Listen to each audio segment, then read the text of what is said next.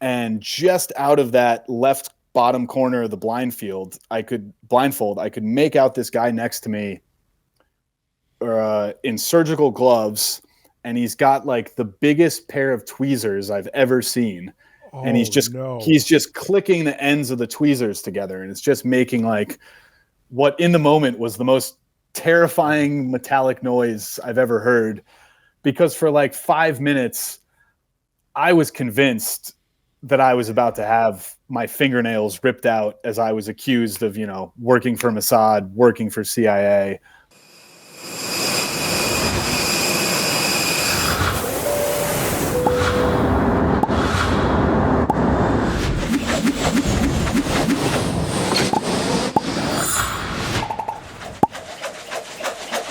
Hey, how are you? Welcome back to Drop a Pin.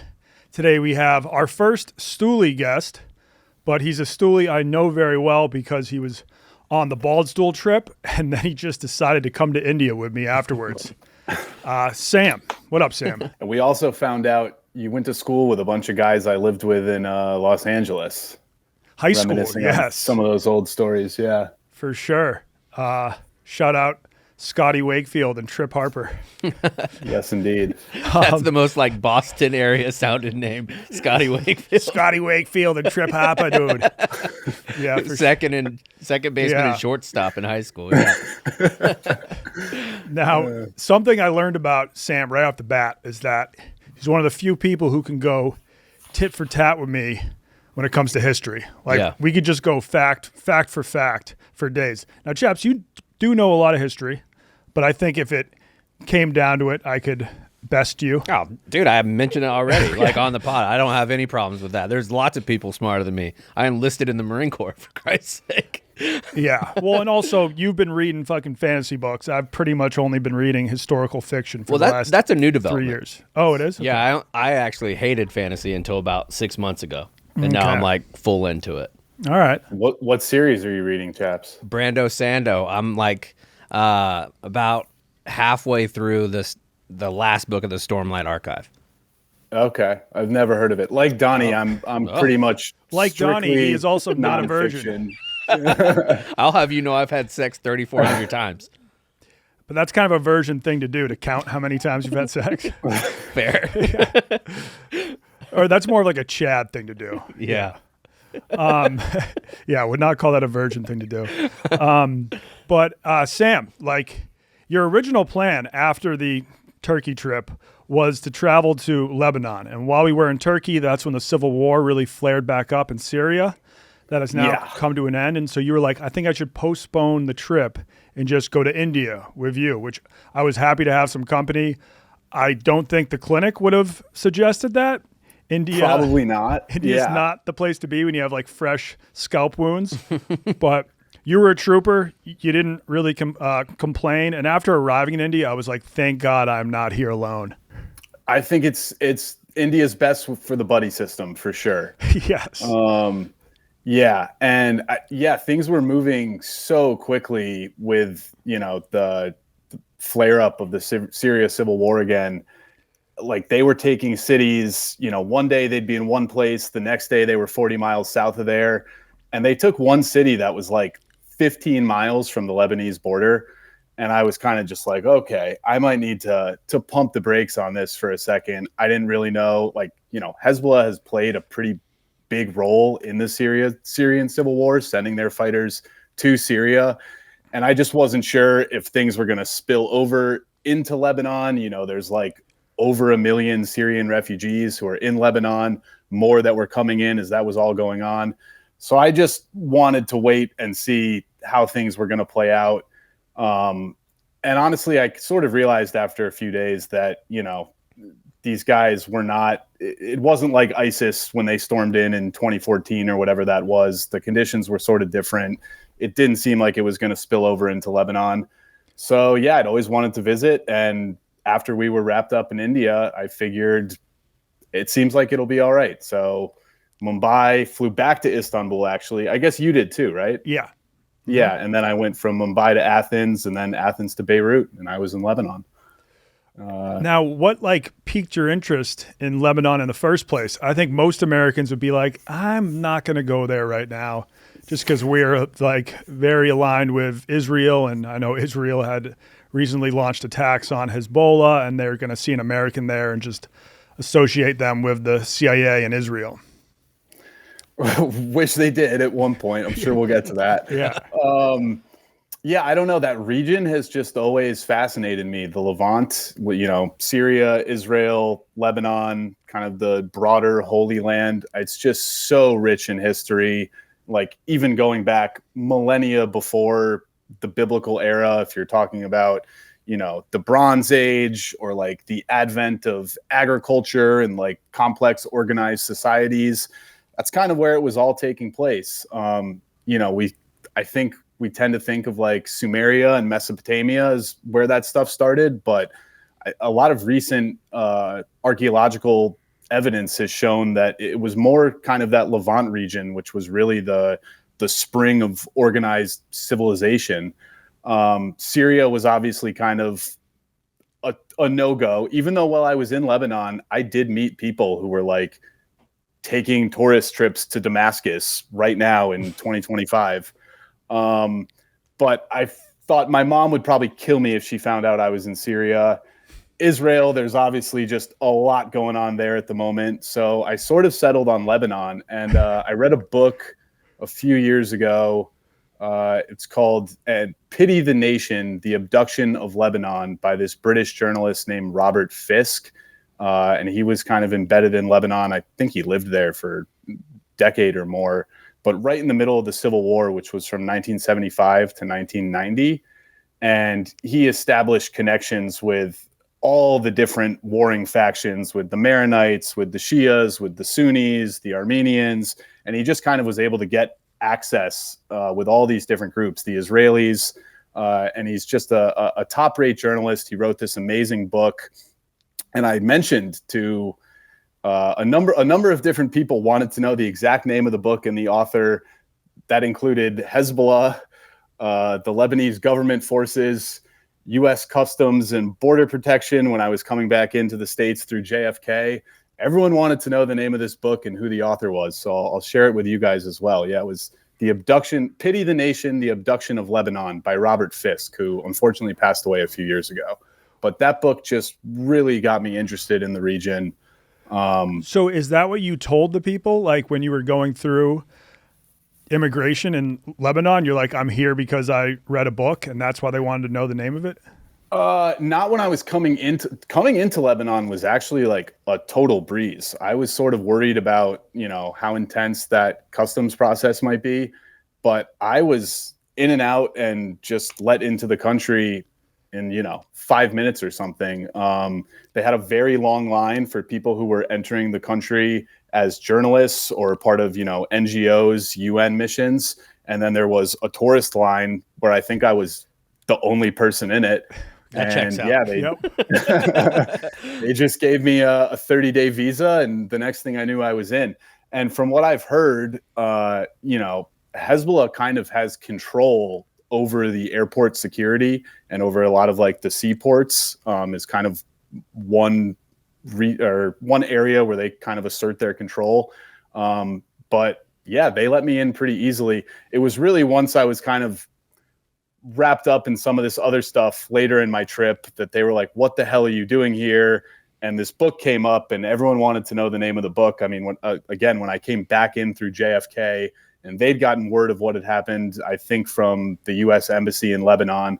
And they were, writing down the name of this book, writing down the name of the author. So I don't know, maybe some Hezbollah members, maybe some guys who work at JFK Customs and Border Patrol have a new book to read this year. I'm not sure. It's a great book, though. I think if I was being interrogated by Hezbollah, I just wouldn't have brought up the book. I would have been like, I'm just here to see some tourist sites. Why are you here? Well, I watched Alice in Wonderland a couple years ago. It all started with a book. Yeah. But I was pretty honest with them. I mean, I don't know. One thing I've noticed about you're a very honest guy. Thank you. Even if the honesty will not make your life easier. To my detriment sometimes. Yeah. But tell us where you were planning on staying, because you had somehow got in contact with a guy there who told you could stay for free at his place. Yeah, it was through this website called Workaway that I discovered last year. And as I had been traveling, for like 5 or 6 months before I met you in Istanbul, and then went on to Lebanon. And it's like a website where people from all over the world have these kind of work stay opportunities, where, whatever sort of work they're doing. There was one in Scotland where they were like refurbishing old RAF nuclear missile silos, and they just needed people to like monitor the CCTV cameras 24 hours a day. I found one in Switzerland that was like this cattle farm way up in the Swiss Alps. But basically you do like 4 to 5 hours of work for them a day. I think it's supposed to be like 25 hours of work max per week. And then in return, they provide you with free lodging and free meals. So I was traveling like pretty quickly through most of Europe. And when I like wanted to settle down and stay in a place for a little longer, I would try to find one of these workaway opportunities. So I did one in Switzerland for a couple weeks, and I did another one on the island of Crete, like helping out with the big annual olive harvest on Crete. And then I found one in Lebanon, which was this guy who runs like a big rock climbing operation up in the mountains of Lebanon. He's got like a dozen of these beautifully crafted stone cabins, and it's all centered on these really like twisted rock formations. They're just kind of perfect for like bouldering and small scale rock climbing. And I think because it was the low season, and because they were, sort of embroiled in the middle of a war, he had no visitors. Nobody was paying to come stay in his cabins or do any rock climbing, at least while I was there. But yeah, he sort of just opened the place up for me, and there were a couple little work projects I was helping him on. But for the most part, he was just letting me stay alone on this property, in one of these cabins. It actually had like a bouldering room on the second level of the cabin, like an indoor little rock climbing facility. And he had 6 big mountain shepherd dogs there who just had free range of the entire place. They were never chained up. Sometimes you wouldn't see them for a day or two. They'd go fight the other shepherd's dogs and come back all bloodied up. But he would just bring me like some of his mom's Lebanese cooking at the end of the day and be like, here's your food for the next 48 hours. Could you chop that pile of wood for me? And yeah, sure. So I ended up doing that for like a week or two, but that was much later in the trip. That was actually, I was going to spend a few days in Beirut right when I got there and then go up to meet him. And my few days in Beirut turned into a few weeks in Beirut, for a number of reasons. But then, yeah, at the end of the trip, I went up and met with him. And he was actually, in the winter, kind of when it's the low season for all this rock climbing stuff, he was like the regional mountain safety director, for this section of Mount Lebanon, which is, it's a real sizable mountain. You're talking 8,000, 10,000 feet, totally blanketed in snow in the winter. Lebanon, as I think I told you, I didn't even know this, it's home to the largest ski area in the Middle East. So during the winter, he's kind of in charge of like all the like backcountry rescue operations, in this section of Lebanon. So I was able to go do some skiing with him, which was, I mean, if you had told me a year ago that I would be skiing in the Middle East on snow and terrain that like is frankly more impressive than anything in Vermont or New Hampshire. I mean, it's all above the tree line. Wow. If you're just looking around up there, you'd think you were in like the Austrian Alps, the Swiss Alps or something. I mean, it's absolutely stunning, but it's only as the crow flies, like less than 10 miles from the ocean.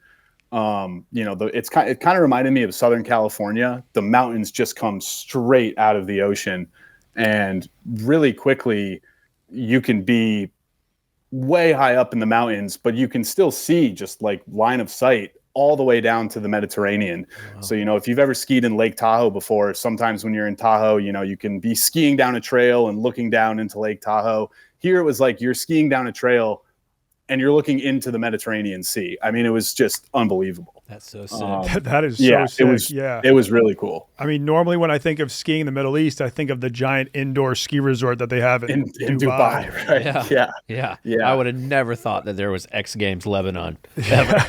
Dude, and there were some like quality skiers on the mountain too. I saw some young guys, busting some tricks out. I mean, it wasn't just like a bunch of people who'd never learned or never been skiing before showing up to rent for the day and, slowly make their way down the mountain. There were like some real quality skiers on the slopes there. And snowboarding too? Or is that not haram? No, I think snowboarding's cool. I saw plenty of snowboarders. Okay. It's no Deer Valley or Mad River Glen where they, still shun the snowboarders. Yeah. But the guy I was with, he was telling me that, they do like backcountry skiing there, but there's certain areas of that. Mount Lebanon is essentially what they call just the entire chain that runs like north-south, basically from the Israeli border in the south all the way up to the Syrian border in the north. But there's sections of Mount Lebanon where like you can't go backcountry skiing because there's still landmines from the civil war out there. As like all of these fighters were coming over from Syria, trying to make it over Mount Lebanon down to the coastal plain where the large cities are. I think some of the militias just decided like the best place to stop these fighters coming in from Syria is in the mountains. So we'll just mine these mountain areas to prevent them from coming over.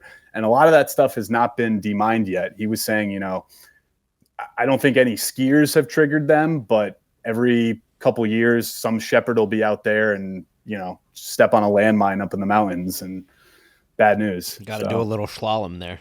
Yeah. Yeah. The landmine slalom. Different type of moguls. And I feel like, yeah. And then a landmine could trigger an avalanche. Yeah, true. Yeah. That would be bad. That would be bad for sure.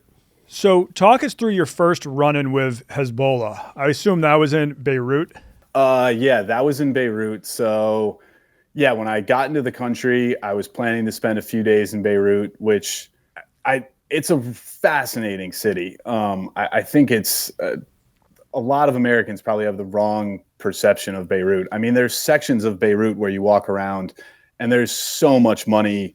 It feels like you could be in a neighborhood in Los Angeles or in Miami. Everyone's driving around in brand new Mercedes, Porsches.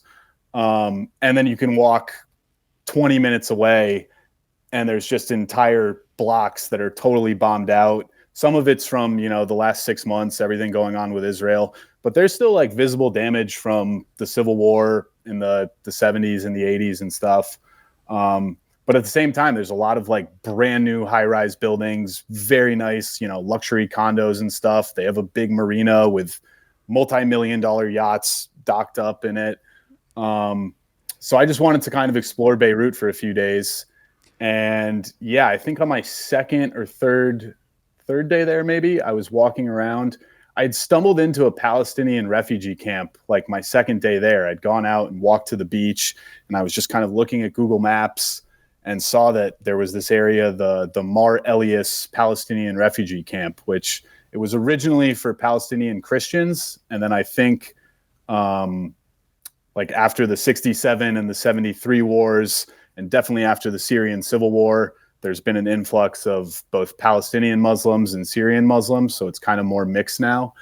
But you walk into this place and there's just, Hamas banners all over the place and Palestinian flags and giant murals of Yasser Arafat and a lot of these young militia fighters in the, classic style we think of, the keffiyeh tied up just beneath their eyes and all kitted out in their militia gear. Just like, what it kind of reminded me of? Remember those big banners when we were in India, promoting all the different kabaddi teams outside the arena, like the kind of big glossy photos.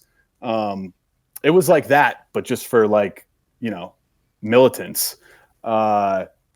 And I walked in there, maybe against my my better judgment, but I was fine in there. And I strolled through, and there were a bunch of kids who wanted to have their pictures taken, and a few old men giving me weird looks. But for the most part, I did not feel unsafe in this Palestinian refugee camp for 1 second. I was walking through, taking photos, spent probably 20 minutes in there.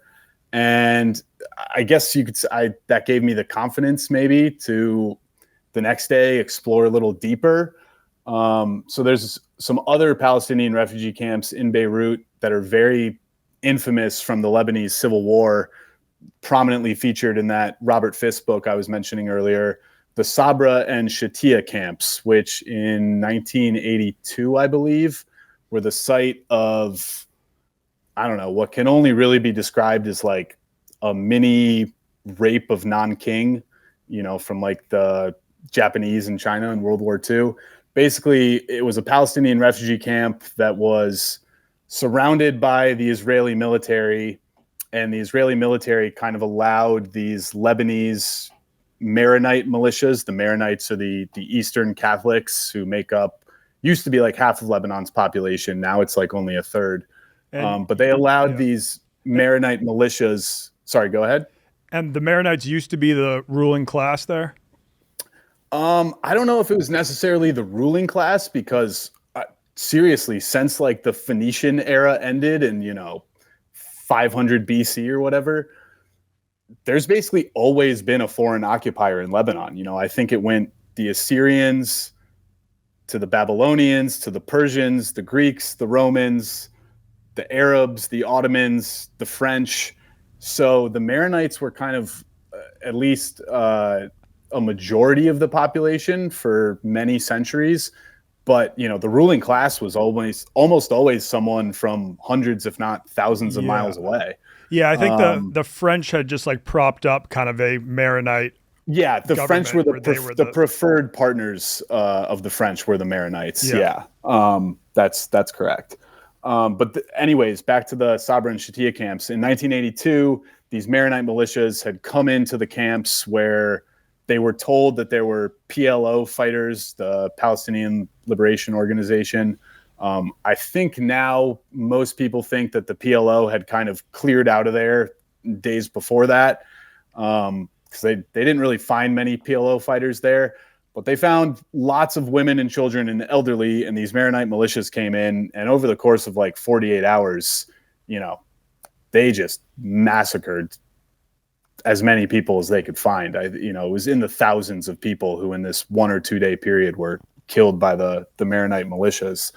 Including our embassy in 1983. That was the next year. And that wasn't the Maronites. That was probably like the progenitors. I don't think Hezbollah had technically been formed yet, but that was probably guys who would go on a year or two later to form Hezbollah. And that embassy bombing, I think I included this in that note I sent to you guys, or not the embassy bombing, the barracks bombing, the Marine barracks bombing. That was the deadliest day for the U.S. Marine Corps since Iwo Jima. Yep. Which, when I read that, I mean, nothing in Vietnam or Korea surpassed the amount of fallen Marines that, lost their lives on that day in 1983. Yep. And after that, sorry, go ahead. And do you think that was revenge killings because of what the Maronite militias did in the refugee camp? They were like, well, U.S. is partnered with Israel. We're going to get back at them by bombing the barracks. I don't know if it was specifically because of what had happened in those camps, because the victims in those camps were mostly Palestinians and were, almost entirely Sunnis. And the people who were bombing the embassy and the barracks were, the Shias who would go on to form Hezbollah. Okay. So I'm not sure it was directly connected, but it was certainly, sending a message that U.S. support in Lebanon, which, was supporting the Maronites and the Israelis, was not something that the Shia population was willing to tolerate. And I think our embassy at that point had been pretty centrally located in Beirut. And after that, they moved it way out up into the suburbs, kind of up in the hills. And actually right now, they're currently constructing, I think it's on the same site as where they rebuilt the embassy after 83, but they're currently constructing a new embassy, a new U.S. embassy in Beirut, which is set to be the second largest American embassy anywhere in the world. It will be in Lebanon, which is kind of, it's not going to be in England or China or Japan, Mexico. The second largest U.S. embassy is set to be in Lebanon, which I found pretty surprising when I learned that. But I guess it's maybe just a good place to, exert regional control in an area we've had a lot of action in over recent decades. So, yeah. But anyways, going back, I went to the Sabra and Shatia camps because I, read so much about them in this book. And, they don't really feel like the image that you conjure up when you think of a refugee camp. They're just neighborhoods located right in the middle of Beirut. There's no gate you have to enter to walk into them. 1 minute you're on a block that's not part of the refugee camp. The next minute you're in the refugee camp. I guess the one thing that might be noticeable is there's definitely more visible poverty within there. Still nothing that really compares to, what you and I saw in parts of Delhi and Mumbai, but certainly poorer than most of the other areas in Beirut. I mean, I think there's, I want to say there's 500,000 Palestinian refugees in Lebanon. And in a lot of cases, they've been there for multiple 2-3 generations now. And obviously they're not getting allowed back into Israel, but at the same time, Lebanon has no intent on ever providing these people with paperwork or citizenship, to be citizens of Lebanon. So they've kind of just been in this, purgatory for generations now. Just, they don't have official work documents, trying to eke out a living however they can. So I walked through there. Again, I never really felt unsafe in these Palestinian camps at all. If I wanted to take a picture, I was, kind of politely asking someone, hey, is this okay if I take a picture? Everyone was cool.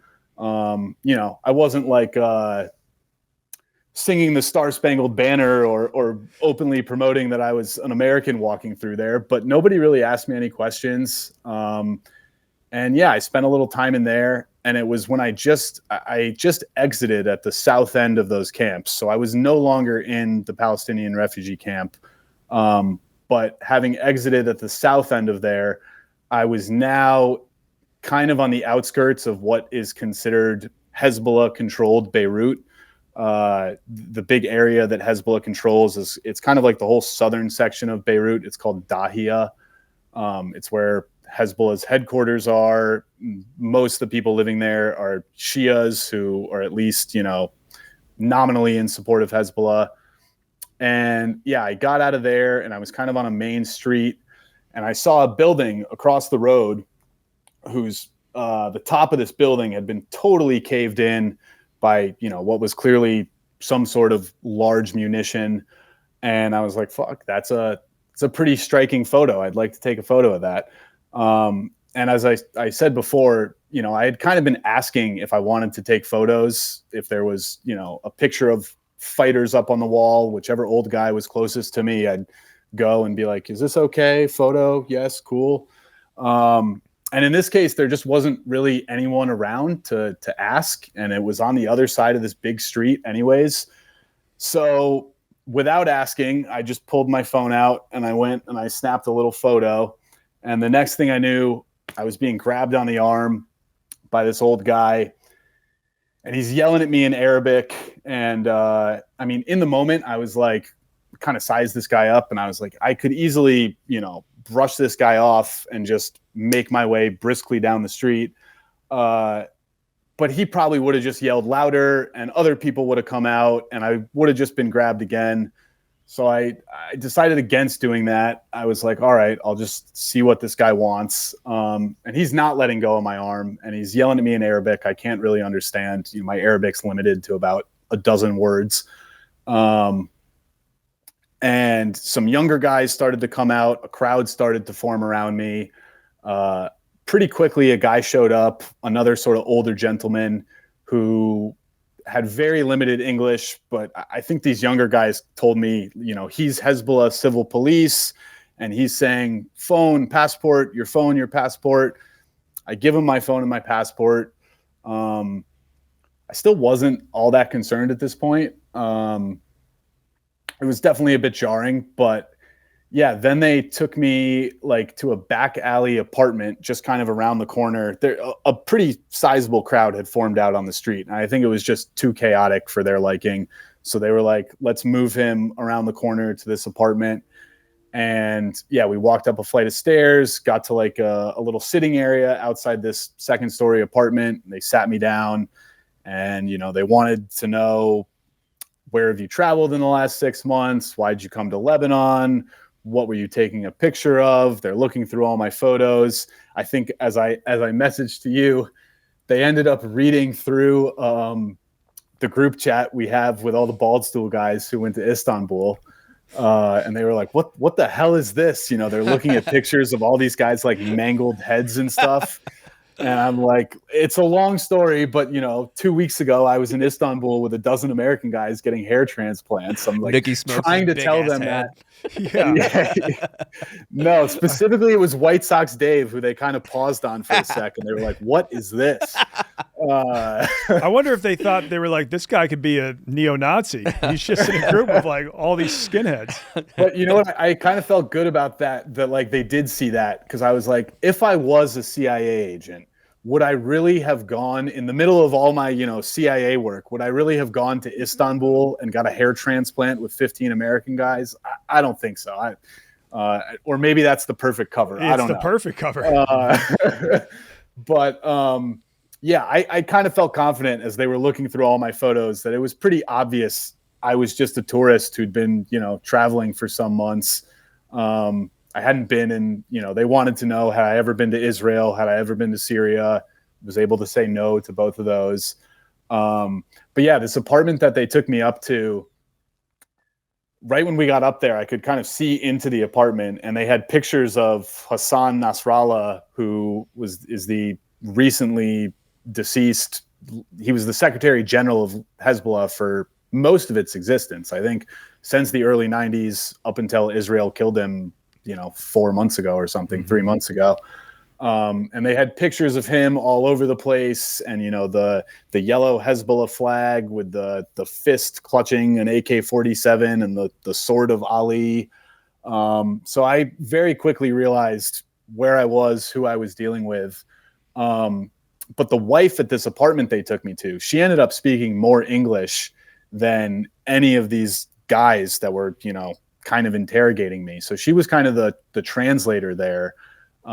She had a very cute little baby with her, and she must have brought me, I don't know, 4 or 5 rounds of tea, made me like a couple amazing little kebab sandwiches. So much food was being fed to me as I was being interrogated there that I eventually had to be like, I'm too full. Like no more, please. It was all very good.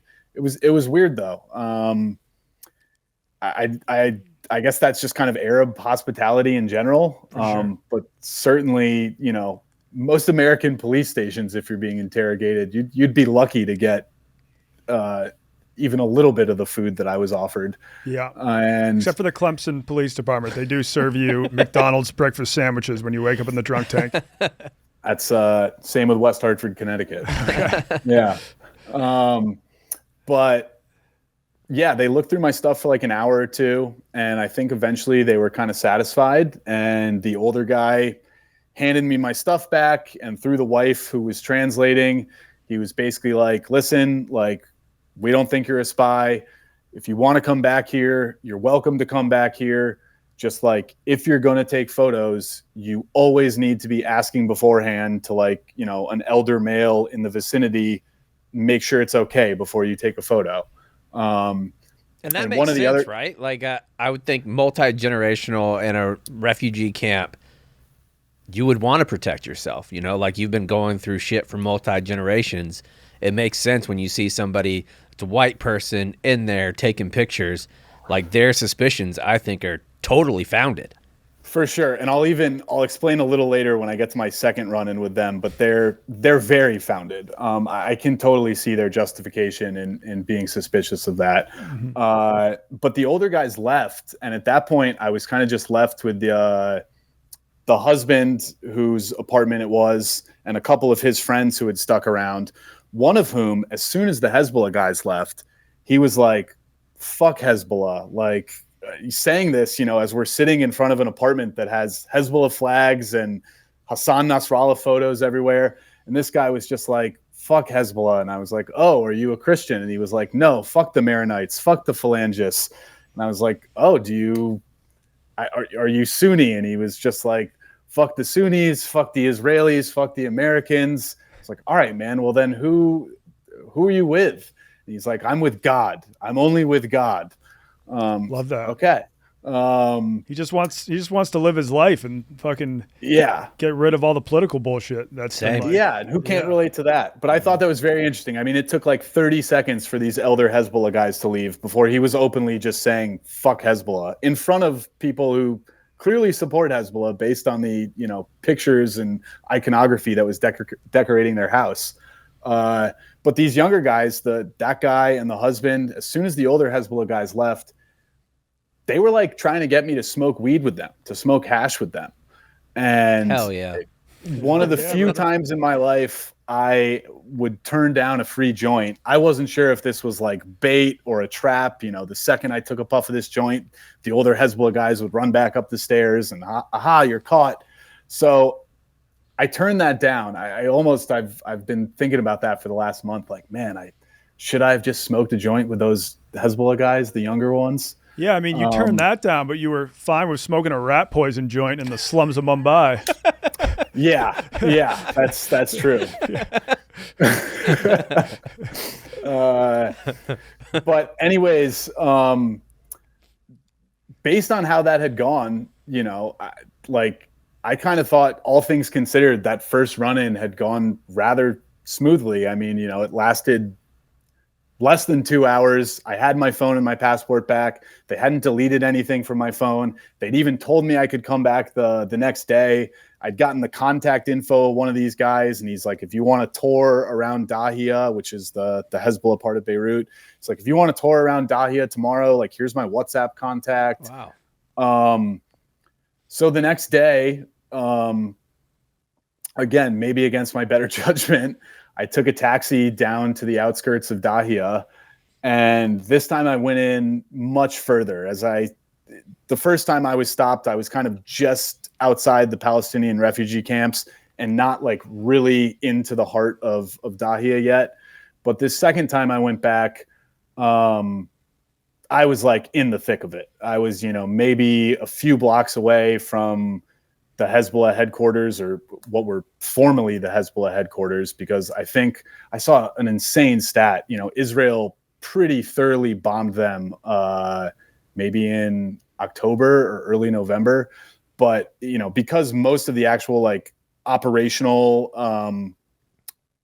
the operational center, all the operational headquarters were tens of meters beneath the ground level. The IDF Air Force, apparently they used more bunker buster bombs just on that Hezbollah headquarters complex than the U.S. Air Force used in, 15 years in Iraq or something, which when I read that in some article, I was like, Jesus Christ. And so it basically doesn't exist anymore. But I was a few blocks away from what had formerly been, the Hezbollah headquarters of within Lebanon. Yeah. And when you're in that Dahia neighborhood, I mean, it was pretty crazy just to see like the power of 21st century precision guided munitions like up close. I mean, I'm sure chaps, Yeah, I know the story that you're talking about when they leveled it. I'm pretty sure it's only second time that we've used the munition that's called the Moab, the mother of all bombs. Oh, that's what it stands for. And it's, right. Trump used one in Afghanistan, right? Yeah, that's the first one, and then I think that was the second one, or they used like the one just below that. I would be shocked if that stat is correct, that 15 years of Air Force munition, like that is But it was specifically these bunker busters, though, because I don't know. Did the Iraqis really have bunker busters? Like, no. I mean, all the munitions would be us. Like they don't. Not bunker busters. Did the Iraqis really have bunkers that we were like taking out? Yeah. So maybe that's what it was. Because I think like again, these Hezbollah guys, it was something like the area where Nasrallah was basically spending 95% of his life was like 60 meters below ground or something. Okay. So, they really had to penetrate to take the leadership out. Now, was this bunker buster attack before or after the beeper bombings, which killed a lot of Hezbollah's leadership? It was after, maybe like a couple weeks after. Okay. It was part of that same, roughly from like the middle of September. And then I think the ceasefire was agreed upon in like the middle of November. So it was all in that 2-month period last fall. Mm-hmm. But yeah, as you're walking around Dahia, I mean, every 5th or 6th building has just been totally, cratered out, or it's just kind of a half the building. It looks like it was sheared off, and, one half of the building is still sort of standing in its crumbling remains, and the other half of the building is just all collapsed beneath it. You'd walk around the corner and there'd be an entire block that had just been totally flattened. And the Dahia neighborhood, it's certainly nicer than the Palestinian refugee camps. I mean, like the quality of life there it's not people like living in poverty by any means. These were like decent apartment buildings that had just been totally destroyed. I mean, I've never been to Iraq, and when I was traveling through Belgrade in Serbia, you can see like a little bit of the remains of the NATO bombings in '99, but I had never been to anywhere where just like the effects of war were so right in your face. I mean, it was pretty powerful to see up close like that. And as I was walking around there, I ran into one guy. Again, I was, being very discreet, taking photos. I'm never holding my camera up like this. If I'm taking a photo, it's my phone's just kind of on my chest here. And I'm always asking. If there is no one to ask, then I'm kind of standing somewhere, making sure no one's watching me, and very discreetly taking a photo. Most of the time I was trying to ask. But I had one guy who kind of saw me taking a picture of a building, and he approached me, and I was like, oh, fuck, here we go again. Like, this is going to be Hezbollah. But it turned out he was just like he was a mechanical engineer, like in his early 20s. And they were about to do a big controlled detonation on one of these buildings that had been bombed. Like, it just wasn't suitable for inhabitants anymore. So they were just going to bring the whole thing down and bulldoze the rubble. And they were setting all the charges to do that. And this guy just wanted to ask me questions about America and explain to me how he'd become a mechanical engineer and like what they were doing there today. And I talked with him for probably 15 or 20 minutes. He spoke really good English, and I think he was a Shia.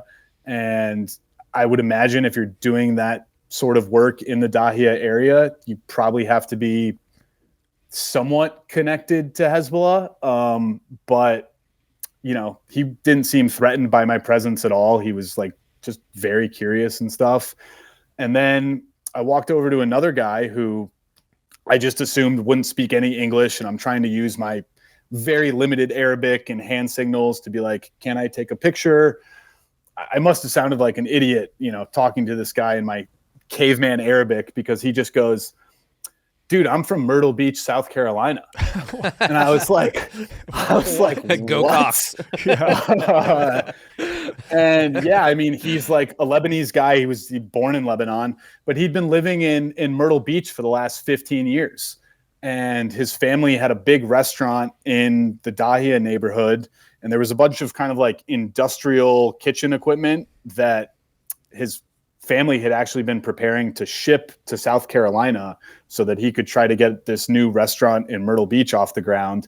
And unfortunately, all of that stuff, all of this big industrial kitchen equipment was kind of destroyed when his family's apartment had been bombed a couple months earlier.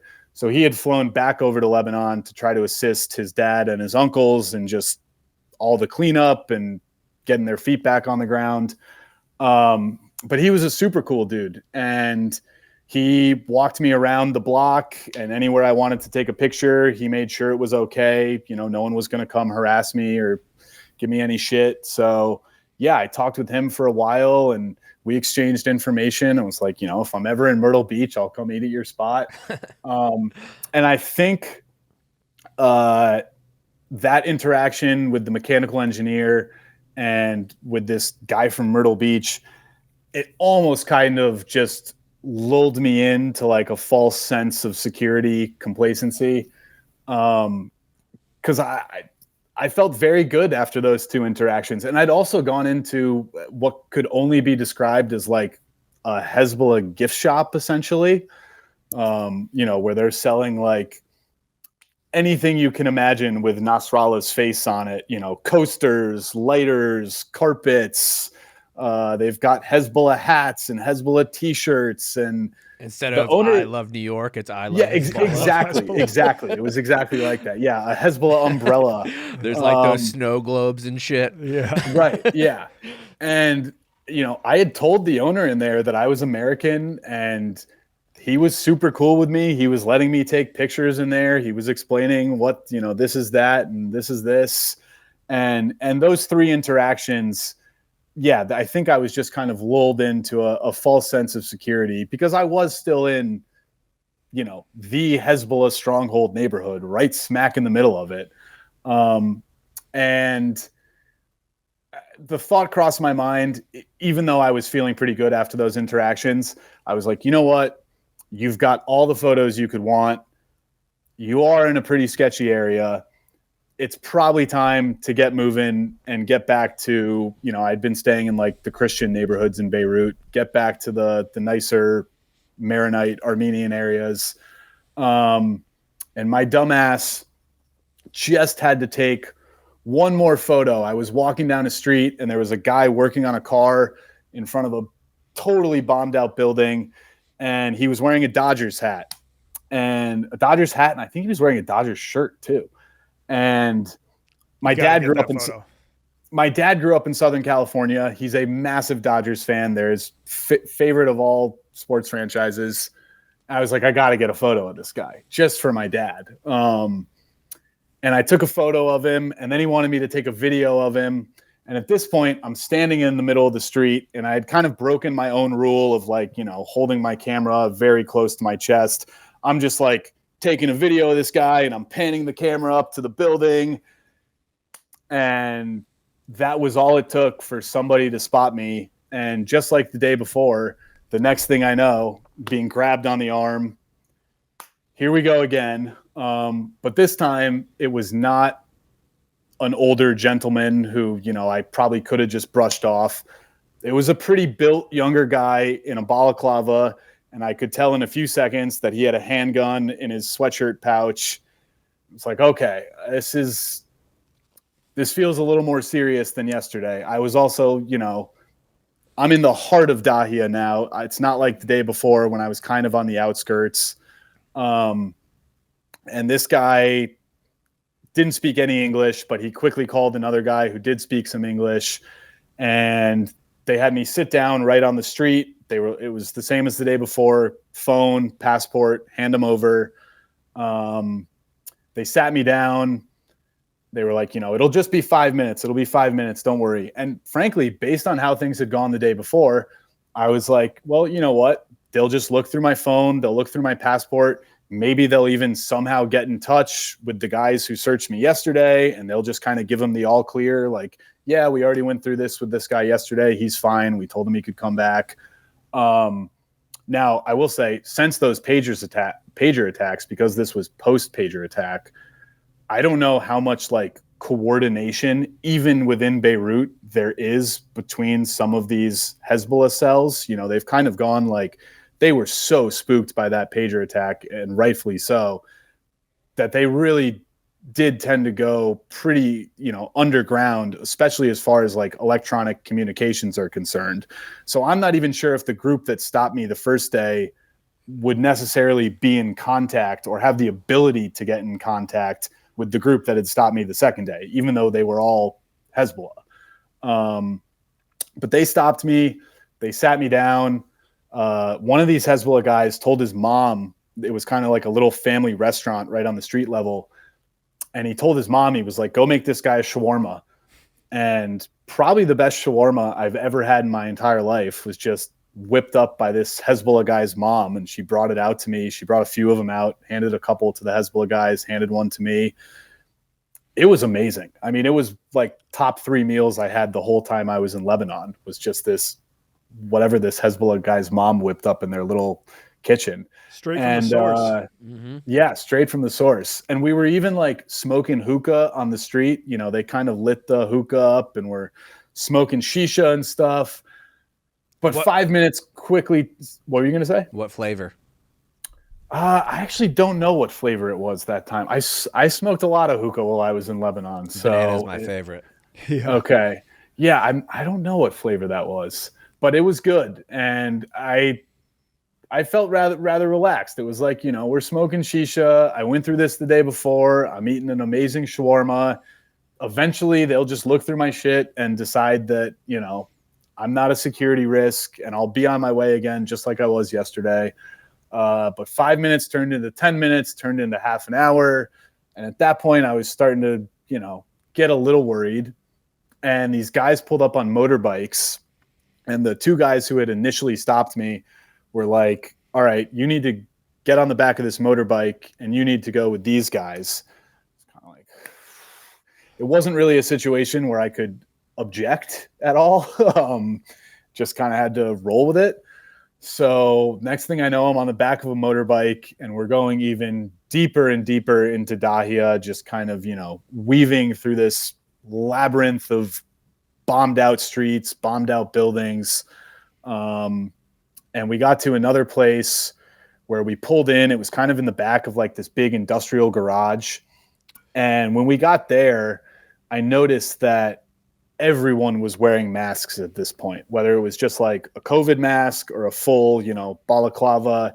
It was pretty clear that nobody at this second location wanted me to see their face, which I guess, if they were under suspicion that maybe I was CIA, maybe I was Mossad, it's sort of understandable. But it definitely spooked me a little more.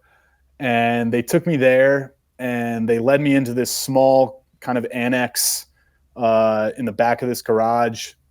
And I could see into another room behind there. And there was a whole pile of AK-47s just propped up against the wall. And again, like this apartment I was at the day before, there's just pictures of Nasrallah, Hassan Nasrallah, the Secretary General of Hezbollah, or former, all over the place. I mean, you couldn't go 10 feet without his face staring back at you. And most of these guys didn't speak English, but they brought a younger guy in wearing a mask, and he did speak English, and he sat down with me and took a big handwritten statement from me. He wanted to know every single country I'd been in over the last 6 months. Why was I traveling? What was I doing in Lebanon? That was one occasion where I told the name of this book to someone, and, he's writing down the name of this book and this author. And there were also like intermittent, like there were rolling blackouts taking place. So, he'd be taking my statement and the next thing you know, all the power would just go out and I would just be sitting in the pitch black with this guy for 5 minutes until the power came back on and he could actually start taking his notes again. And yeah, I must have smoked. I don't smoke in the US. I was saying I probably smoked more cigarettes in Lebanon, not all with Hezbollah, just in general, because, they're like $1 a pack there. I'm pretty confident I smoked more cigarettes in Lebanon in the month that I was there than I had smoked my entire life in the United States, from age 16 to 30, whatever, here in the US.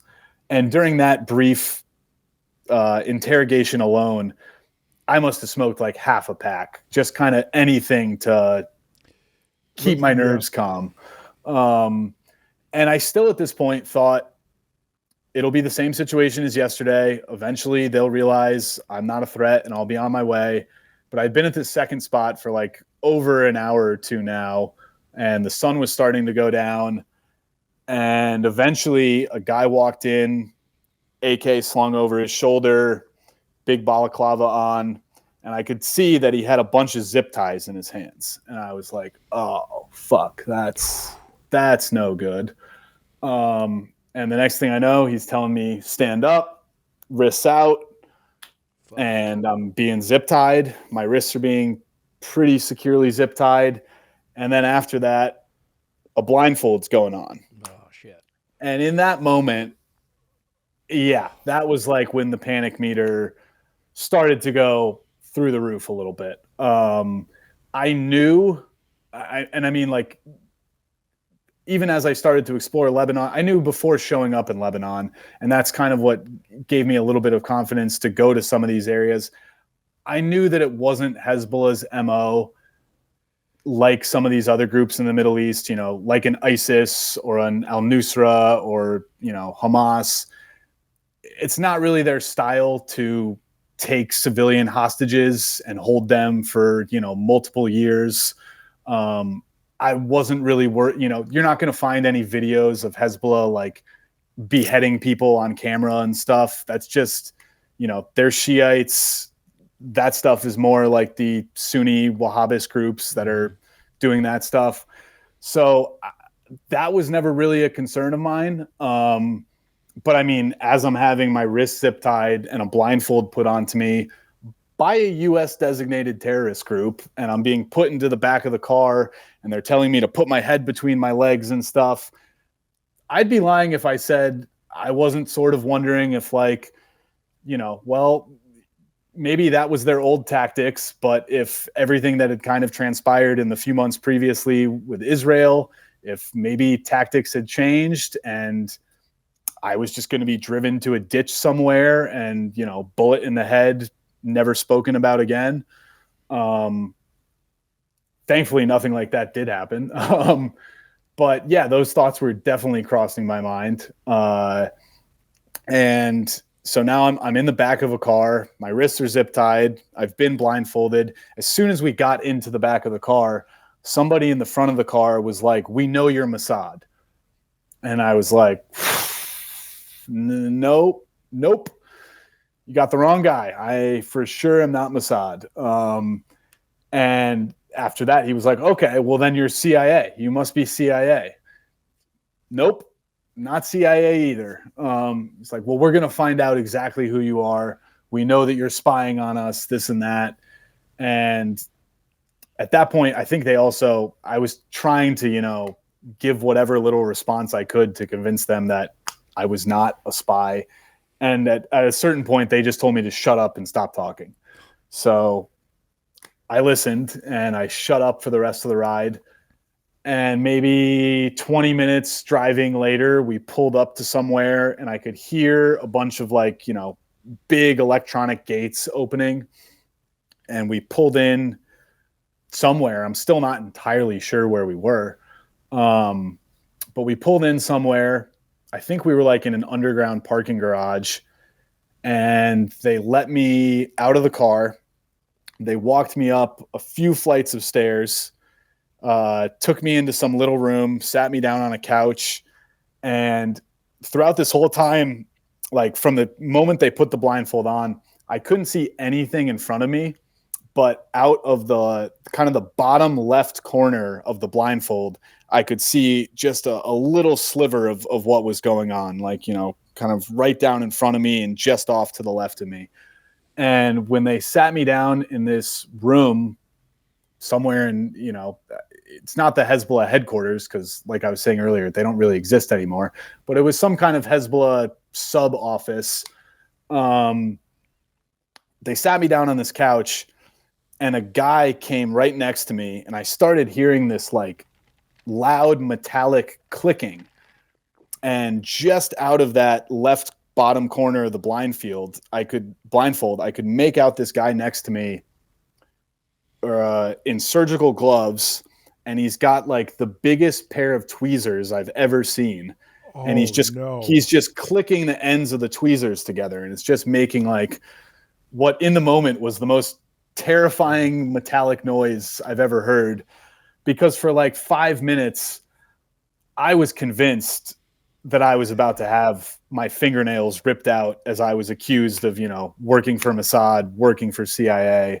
Like I said, I knew they weren't going to behead me on camera or anything, but ripping my fingernails out with tweezers, that kind of seemed like it might be in play. And that was certainly, of the entire ordeal of my entire travels, definitely the most harrowing, intense 5 minutes as I sat there wondering what it might feel like to have your fingernails ripped out with tweezers. You'd be an absolute weirdo if that wasn't the case. Like, what are you doing traveling still if there is something worse than being captured and having your fingernails almost ripped out? Yeah. Were you like crying at all or pleading with them at this point? Like, I swear I'm not Mossad. No, I was definitely trying to play up. Like, I was like, listen, I'm not the biggest fan of Israel. I hate the Jews. Support. I mean, I wasn't, saying that, but I was like, I don't support my tax dollars, funding this war. I think it's a great crime that they've been, bombing civilian areas in Lebanon, southern Lebanon, for the last few months. Like, I was kind of trying to let it be known that, like, I'm not aligned with 100% of U.S. foreign policy or Israeli foreign policy. Like, I have plenty of my own issues with how my government operates. But I don't know, again, like, just because of the language barrier, I don't know how much of that was even being understood by them. No tears though. I think I was like just too much in shock to be like, at the point of tears. But eventually that guy with the tweezers just disappeared. There were a bunch of guys in that room with me. I could just tell by the amount of voices. And then they all sort of left the room. And one guy from behind me took the blindfold off. And then he also stepped out of the door. So I couldn't even see the guy who took the blindfold off me. And it was at that point I was kind of able to, look around for the first time in an hour or so. And yeah, I was just in some little, I think we were maybe on like the 3rd or 4th floor, some small office room with a couple couches and a big coffee table.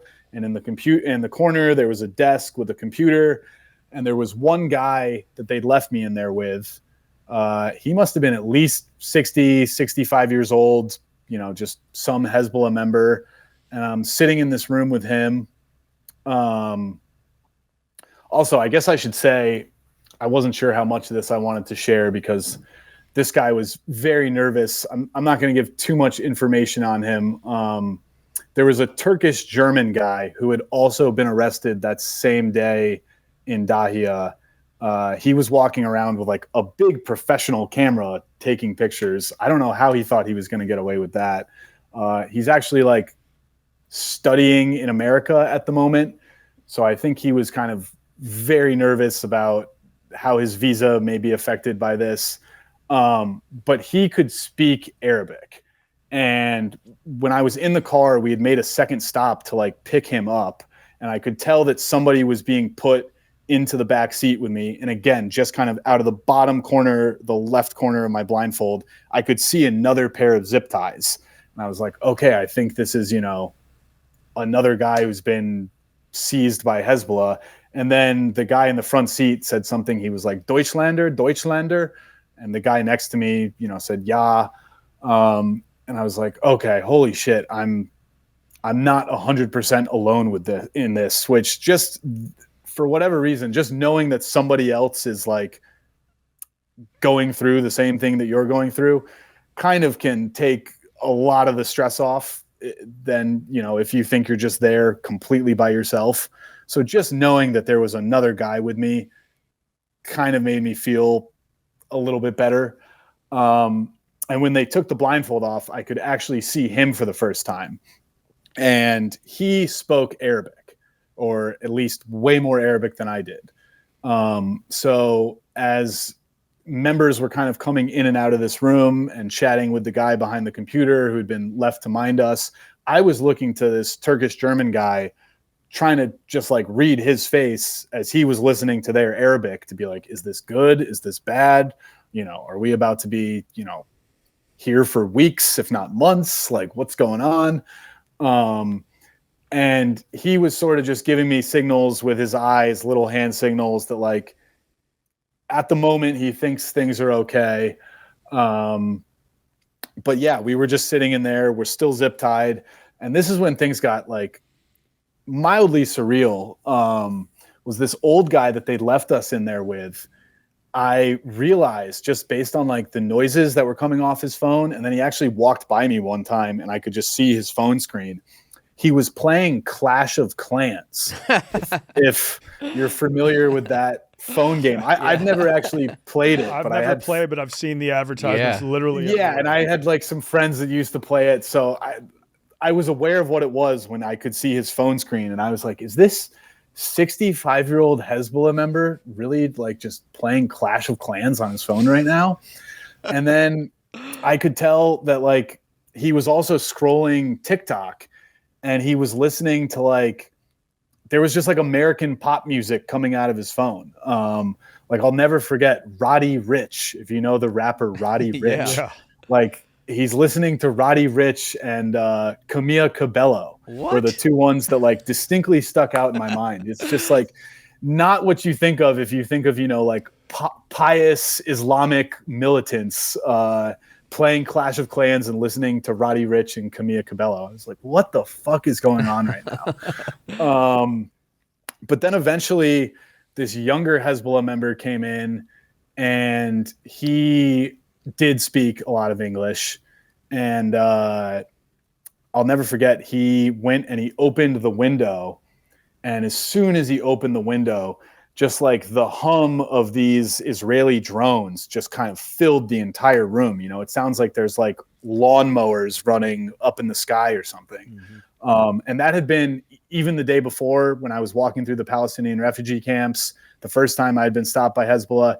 You can just hear these, I think they're surveillance drones. I hope they weren't weaponized drones, but these Israeli drones and maybe some American drones, the Hezbollah guys were saying they were all Israeli, but I wouldn't be surprised if, America has some drone coverage over Lebanon as well. Oh, 1,000% we know. Yeah. But you can just hear these drones. It's just like kind of a daily fact of life in Dahia and in the Palestinian refugee camps. You're just going to hear the hum of these drones like 24/7. And as he opened the window and all the drone noise just kind of filled the room, he was like, listen, it's your Israeli friends. Like, it's your Israeli friends. Do you hear? And for a second, I didn't really understand what he was saying. And I was kind of worried that they had gone through my phone. And like the town that I grew up in the United States is like a pretty Jewish town. I have lots of Jewish friends. Like my fantasy football group chat a few days before, I had sent like one of my friends had sent an old photo of me at someone's bar mitzvah, getting hoisted up in the chair. And I was like, oh my God, like by Israeli friends, does he mean like, did he go through my phone and, find me at a bar mitzvah? My text with one of my friends, last name Goldberg or Klein or something. Singing Yeah. Yeah. I just didn't know what he meant. And I was like, oh, fuck, this like, this might not be good. But no, he was just referring to the drones, just the noise of the drones. And this guy did speak a good amount of English. And there were a few things he said which stuck with me, the whole time. The first thing he said was like, I just want to let you know that like Hezbollah is a legitimate government entity within Lebanon, which is true. Like Lebanese parliament, I think the second biggest party within the Lebanese parliament is the Hezbollah political wing. They have like MPs in the Lebanese parliament and stuff. And he was like, we're a legitimate government entity within Lebanon and we respect the privacy of all peoples in Lebanon, we just ask in return that our privacy is also respected. And, you know, you as an American being out on the street with your phone taking pictures, in our eyes, is a violation of our privacy. And then he pulled up an article from The Guardian, you know, the British newspaper. It was an article from like 5 or 10 years ago. The first half of which I was kind of familiar with. Do you know Glenn Greenwald, the reporter? Yeah. New York Times guy. Yeah, he was big with like Edward Snowden. It was a Glenn Greenwald article from 5 or 10 years ago that was basically detailing how, you know, if you have an iPhone, a smartphone, the NSA has like the electronic surveillance capabilities in real time to basically see everything you're doing on that device, including what photos you're taking. Which I was sort of already aware of that. What I was not aware of, which the second part of this article went into, and again, I'm having this Hezbollah member on his own phone just like show me this article, scroll it to me as I'm reading it. The second part of it was that basically at the end of every business day, all of that electronic data that the NSA is scraping from the cell phones of American citizens, like most of it, a large amount of it, gets sent to Mossad at the end of the day. And anything that the Israeli intelligence services might be interested in from that data collection, you know, they're made privy to. So, you know, Israel's obviously the number one primary enemy of Hezbollah. And if you have an American walking around Dahia taking pictures that the NSA can see in real time and then can immediately share with Mossad, Shin Bet, whatever Israeli intelligence services, that's kind of like understandably a massive security concern for Hezbollah. Yeah. So yeah, he basically just told me that. And eventually when I finally got all my stuff back, they had deleted every photo that I'd taken in Dahia, which at the time I was like very pissed about. They didn't delete any of the stuff that I'd taken in the Palestinian refugee camps. But every photo that I had taken in Dahia, you know, just of all these bombed out buildings, everything inside the Hezbollah gift shop, of, you know, this controlled detonation that they were about to do, all gone. And, you know, unlike the guy we ran into in India who, he didn't know about the recently deleted folder. Yeah. They did know about the recently deleted folder, and they had cleared it all out of there. No iCloud? No, because I hadn't gotten a Lebanese eSIM yet, so I hadn't had time to back anything up. No, unfortunately, all those photos are gone. So I was really mad about that. If you didn't have an eSIM, does that mean when you were exploring, you didn't even have a connection to the internet? Correct. Yeah. So that was another thing that, like, before I would leave where I was staying, I would just use their Wi-Fi and go on Google Maps and kind of like plot the walking route that I wanted to take.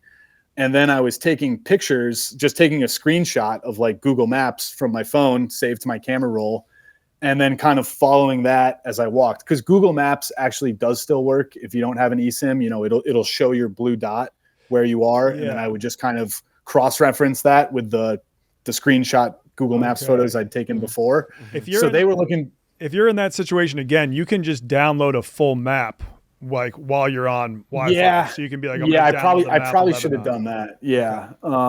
But so then, you know, they're looking through my camera roll and they're seeing that like I've charted out this whole walking route, like through the Sabra and Shatia Palestinian camps. And from there, I was planning to walk to like the Hezbollah Martyrs Cemetery. And from there, I was planning to walk to like the site where the Hezbollah headquarters used to be. And again, understandably so, they were probably like, pretty fucking interesting walking route you chose there, American guy. Yeah. And I just had to be like, dude, I'm just curious. I don't know what else to say. I just, you know, this is stuff that you can't see in America or in Western Europe. Like I'm just trying to have some interesting travel experiences. We noticed that none of those plots you have on your map is for a shawarma spot with 4.3 stars on Yelp. Yeah, exactly. Yeah. But then I'm trying to think. So yeah, we were in this room And the whole time they were, again, just like the day before, frankly, Hezbollah's hospitality is it's pretty top notch. I mean, they were like, here, fresh pack of cigarettes. Do you have enough water? Can we get you some tea? Please let anyone know if you need to use the bathroom. And like when I said I needed to use the bathroom, they took my zip ties off, let me into the bathroom, and just let me take a piss. And then when I came out, they just put the zip ties back on again. The zip ties were a little rude, though, right? We can admit that. Like super polite. I was blindfolded. The zip ties were a little rude, and I will say they were pretty damn tight too. I had those marks on my wrist for a few days after. But after a few hours being in that room, and I'm sat there with the Turkish German guy, and yeah, this dude is just playing Clash of Clans on his phone, and the younger guy is, explaining everything to us, opening the window. You can hear all the drones. After we'd been in there for a few hours, and I'd been, treated to tea and bathroom breaks and a fresh pack of cigarettes. I mean, at that point, I was not concerned that like they were going to physically harm me in any way. I think the tweezer thing had just all kind of been a scare tactic.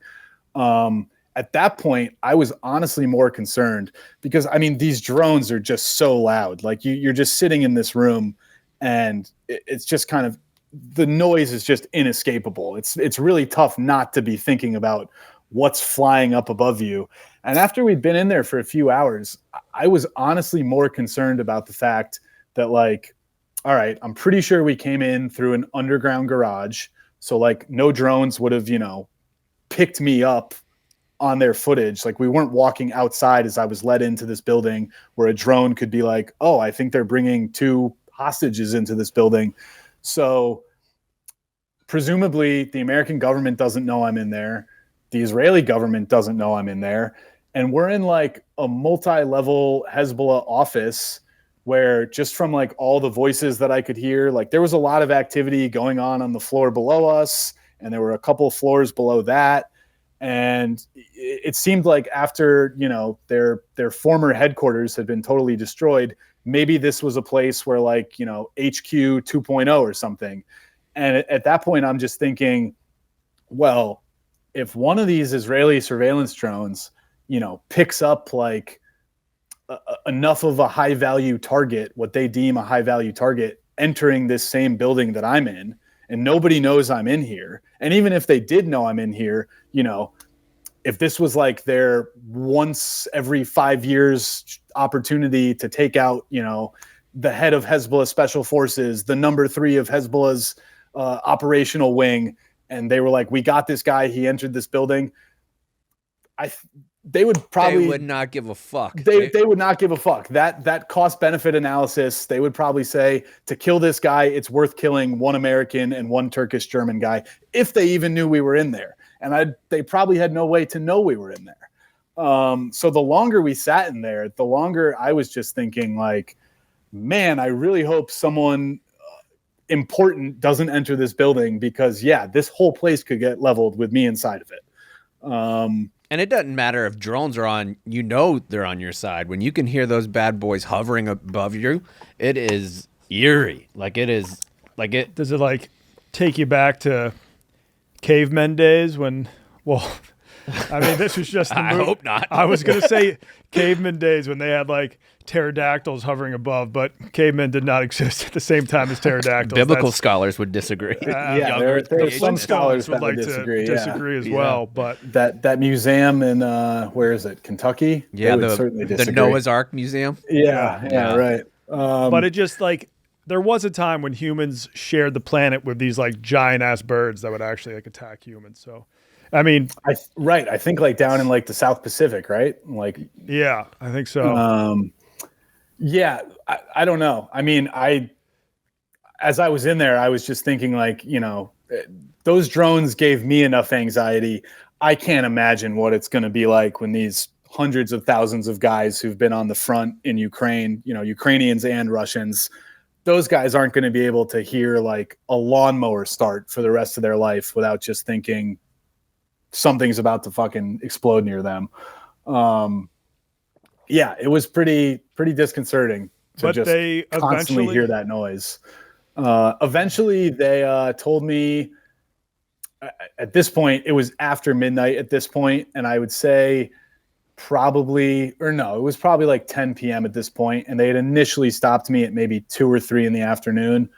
And they told me, we're going to hand you over to the general security of the Lebanese government, which is kind of like, they always refer to Hezbollah as the state within the state, which it kind of is. I mean, I didn't realize this, but like in the areas Hezbollah controls, they do their garbage collection. They run like multiple hospitals. They run all the schools. They have like agricultural centers where they're, helping like farmers increase productivity and stuff. They really are like, they have a TV channel in Lebanon, Hezbollah TV.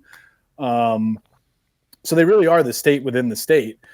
And this was surprising to me that, they told us they were going to hand us over to general security of the Lebanese government, which is kind of like, the internal security wing of like the Christian Sunni alliance that kind of makes up the formal Lebanese government, the ones that are ostensibly allied with the United States. And I just didn't really think there was any kind of like that level of cooperation between Hezbollah and the official Lebanese government. I would have sort of guessed that, Hezbollah would just kind of want to handle things entirely on their own. And I don't know if maybe this is kind of like a post-pager, post-Nasrallah being killed thing that they've maybe moved a little closer to the Lebanese government just for their own protection. They told us we were going to get handed over to them, and they put all of our items, they put all my shit in a plastic bag, like, just like if you were at an American police station, my passport, my wallet, my phone, everything else I'd had in my pockets, my AirPods. And sometime later, a taxi showed up at this complex we were in, and there was an agent of the Lebanese general security wing there, which even the fact that they were like making him privy to where one of their offices was located was kind of surprising to me. I would have thought that was the type of thing Hezbollah wants to keep very secret from the Lebanese government. But he pulled in a taxi, and me and the Turkish German guy were just essentially handed over to the Lebanese government. And at that point, I'm thinking, all right, well, this is the Lebanese government. These are the good guys. These are the ones who are at least nominally allied with my government. They'll just look at my passport, realize everything's cool, and I'll finally actually be on my way. I've been planning to go to a movie that evening, and I was the whole time I was sitting there, I was like, fuck, am I going to make this movie? Gladiator 2? No, Gladiator 2 I tried to see in Crete in Greece, and I fell asleep in the first 10 minutes. It was terrible. Wicked? Okay. No, it was actually this new movie called The Order with Jude Law and Nicholas Hoult. It's like about all these it's a true story. It's about all these like neo-Nazi gangs in the Pacific Northwest in the 80s who were like robbing armored cars and like trying to start their own community. It was a very good film. I ended up seeing it a few days later. So you should have gave that ticket. There's no way that somebody that was in Mossad would want to go see that movie. Yeah, right? Exactly. Yeah. Well, maybe. I don't know. All the neo-Nazis die at the end. Spoiler alert. So, okay. But yeah, they handed me over and I was like, fuck, I'll finally be out of here. Like this whole saga is coming to an end. No.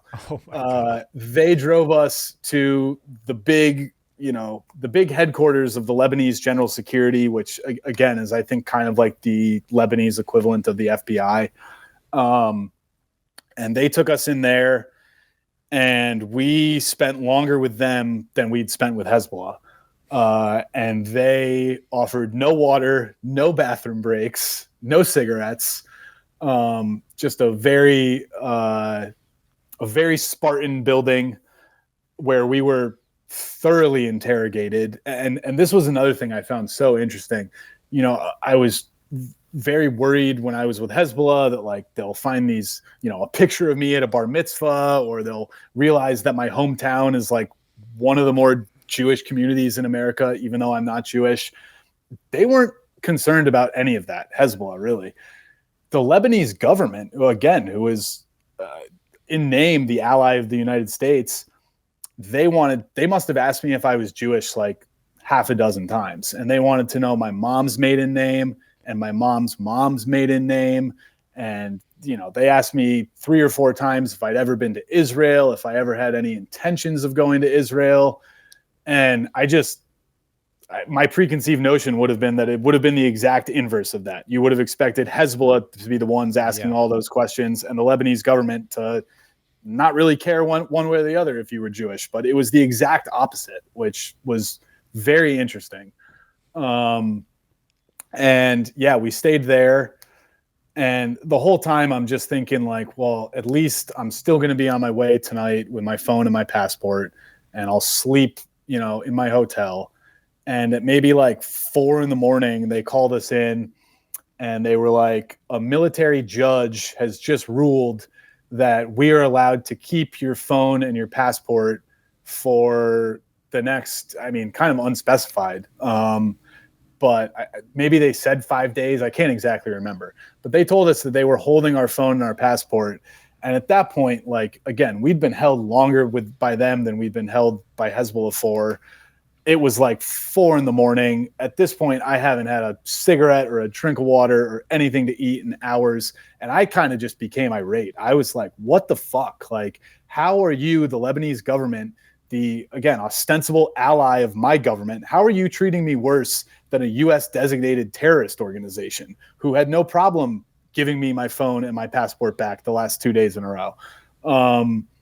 And this guy became very mad at that, this agent of the Lebanese government. He kind of slammed his fist on the table and he was just like, we are the only legitimate rulers of Lebanon. He's like, Hezbollah has no say here, blah, blah, blah. And I was like, listen, man, like, I'm going to the U.S. Embassy tomorrow. Like, I don't know what else to do. So I'm going to go bring this to the U.S. Embassy tomorrow. And he was like, go to your damn embassy. I don't care. Like, we're in charge of Lebanon. We make the rules here.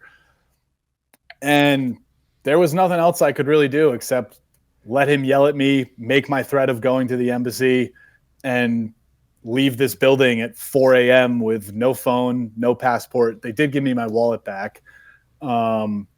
I just had to walk all the way back to where I was staying, asking random people on the street, like, is this the way towards downtown?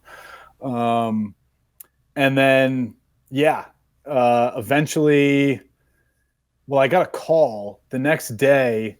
The guy who was managing the place I was staying, like, woke me up in the morning and he was like, the U.S. Embassy is on the phone and they want to talk to you. So I hopped on the hotel phone with the U.S. Embassy, and they just wanted to make sure, like, I hadn't been physically harmed, physically, that I was totally fine. They kind of wanted a rundown of everything that had happened. And another thing that I found sort of surprising was I was totally honest with them. I told them everywhere I had been, including the Palestinian refugee camps, the Sabra and Shatia areas. And whoever I was speaking to, it wasn't the ambassador, some, junior consul or something. He was like horrified when I told him that I had been through these Palestinian refugee camps. I can't remember his exact quote, but he said something to me like, listen, man, Hezbollah is one thing. The Palestinians are a whole different ballgame. Like, and mind you, like, I had zero issues whatsoever when I was in these Palestinian refugee camps. I mean, I didn't feel unsafe in there. No one bothered me. I don't really think Hamas has any like active presence in these Lebanese Palestinian refugee camps. But for whatever reason, the U.S. diplomat I was speaking to was like, what do you mean you walked through Sabra and Shatia? Like, are you out of your fucking mind? But yeah, so maybe 4 or 5 days later, they were telling me they were going to send a courier to the place I was staying to like bring me my phone and my passport when everything was good. But the place I was staying, the guy who was managing it was a Syrian refugee who had fled from ISIS 4 or 5 years ago. And he was in Lebanon without papers. Some Lebanese person had kind of given him a job running this hostel. And the last thing I wanted was for the internal security wing of the Lebanese government to show up at the hostel where I was staying and start asking questions and find out that this guy who's managing it is technically in Lebanon illegally, doesn't have the proper paperwork. So I had just been going with the Turkish German guy to the internal security headquarters every day, 9 a.m., showing up there every morning and being like, can I have my phone and my passport back, please? Nope. Go the next day. Can I have it back? Nope. And finally, I think on the 5th day, we showed up there and they were like, yes, you can have your stuff back. And yeah, they gave me my phone and my passport back. It was at that moment that I realized, I'm pretty sure they hadn't deleted it, but Hezbollah had deleted all the photos from Dahia, all the videos I'd taken in Dahia. And the Turkish German guy, he had a flight out that evening. So they were kind of questioning him. This is the Lebanese General Security Wing. They were like, all right, so you're getting on a plane this evening. And then they look at me and they're like, and you're leaving the country tonight also? And I was like, nope. I'm going skiing, baby. Yeah. And this Lebanese agent, kind of the guy we'd been dealing with, I think he was the guy who'd picked us up at the Hezbollah office. He was kind of the main guy we were interfacing with throughout this whole ordeal. And he was like, well, you're leaving tomorrow, right? And I was like, no. And what did he say? He goes, I'd really prefer if you'd left Lebanon. And I think as only a cocky American could say, I was like, I'd prefer if I stayed. Dude, I'm probably leaving at that point. Oh, dude, I'm on the first Air Turkey flight out. Yeah. Today's episode of Drop a Pin is brought to you by our good friends at Game Time. The best part of college basketball is here, and we know you're as excited as we are to watch some big upsets throughout the tournament. While we're stringing in the cave, you can get out to see the action in person with Game Time, which is the official ticketing partner of Barstool Sports. Game Time makes getting tickets faster and easier. Prices on the app actually go down the closer it gets to the showtime. Plus, the Game Time pick features makes it even easier to find the great deals on the seats that you want. You can even find last-minute deals on tickets to the tournament for up to 60% off quickly and easily. Just pull up the chosen event and turn on the GT picks setting at the top of the screen, or browse the best local Game Time picks near you in the Game Time app homepage. I was looking at tickets for the Final Four in Indy, and I saw some amazing Game Time picks, deals for great seats for only $414. They've got great curated deals for all tiers of tickets, and you're getting the top option when you see the super deal icon. What are you waiting for? I'm going to buy those tickets to Indy now with Game Time picks. Take the guesswork out of buying tickets with Game Time. Download the Game Time app, create an account, and use the code DROP for $20 off your first purchase. Terms apply. Again, create an account and redeem the code DROP for $20 off. Download the Game Time app today. What is it? Game Time. Yeah. Hey, and even if you're not a basketball fan, you can use Game Time to get great concert tickets.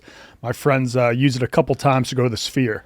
I think he's now just addicted to the Sphere. So $4 tickets this weekend on Sunday to the White Sox.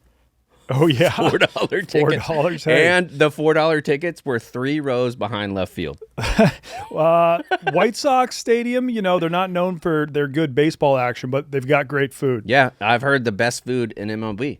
Yeah, they've got they make gourmet Cuban sandwiches, and I also got some gourmet pork belly mac and cheese the last time I was at Guaranteed Rate Field. Well, do that by using Game Time, and you can get $20 off again by using the promo code DROP, also known as DROP. Let's get back into the interview.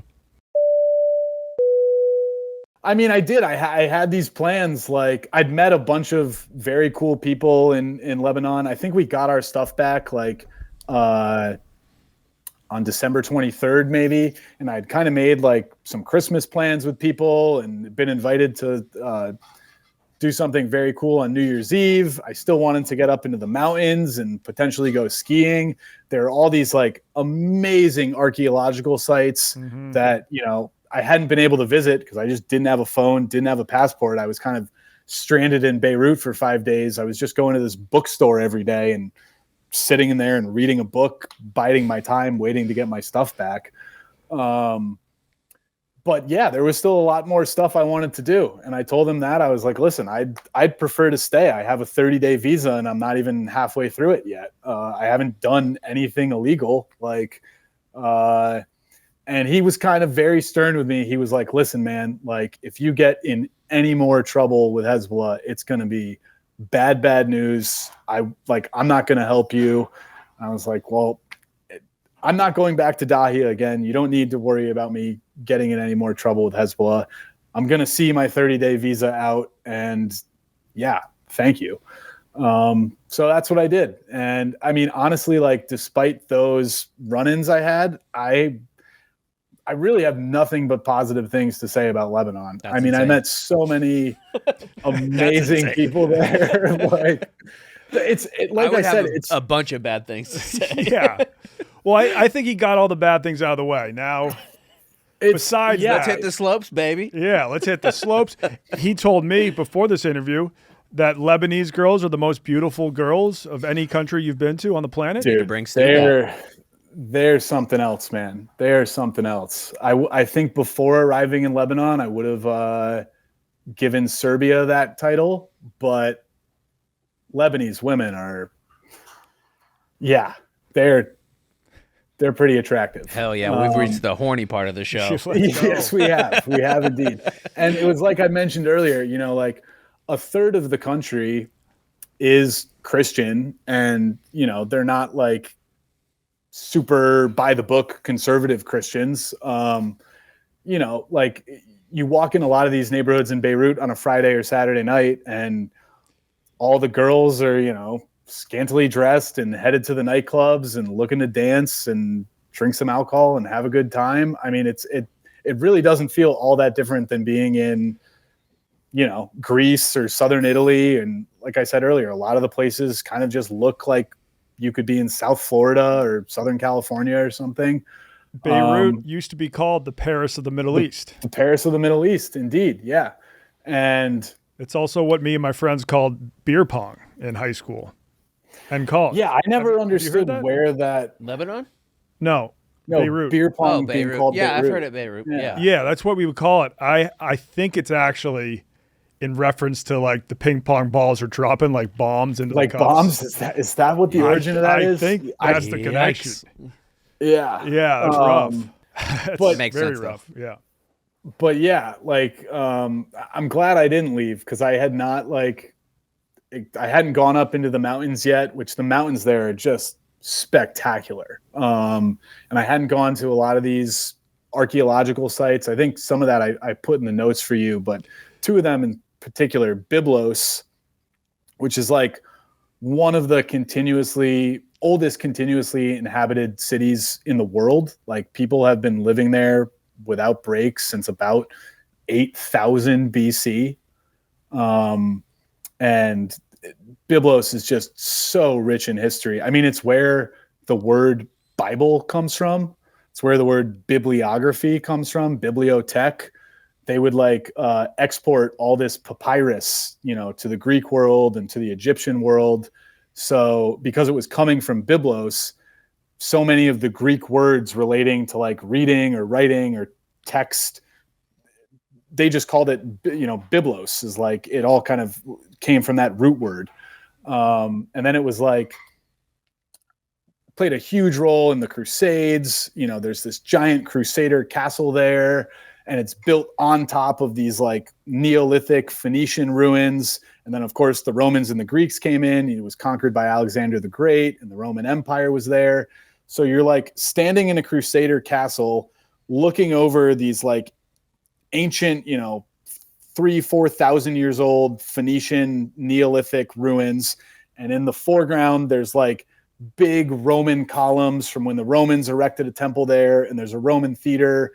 And then in the walls of this Crusader castle, which it was built by French knights, but then Saladin, if you've read about the Crusades, Saladin was the Muslim Napoleon of the Crusader era. He had come and occupied this castle, and then in the walls of this castle, there's like British cannonballs embedded in the walls from the 19th century, from like when the British Navy pulled up to fight the Ottomans. I mean, it was just, I can't think of like anywhere I've been in any of my travels where on just a site of a couple acres, it's so rich in like that many layers and eras of history. I mean, it was just like, as Donnie knows, I'm a pretty big history nerd. So to just be there and be soaking all that in was really special. That's been pretty obvious in this interview. Yeah. That you know a lot of shit. This guy knows his shit. Yeah. And then I went down to the city of Tyre right before I left. The day before I left, I went to Tyre, which is in southern Lebanon. It's Let's like see if maybe Chaps knows why Tyre is famous. Tyre, Tyre. I might be pronouncing it wrong. Tyre, Tyre. I think. I don't know. Nope, Tyre. no idea. What did Alexander the Great do to Tyre? Cry. Nope. What? It used to be an island, but he wanted to take it over. So he built a bridge connecting it, the mainland to the island. And to this day, it is now a peninsula and no longer an island, all because of Alexander the Great. Damn. He built like a land bridge.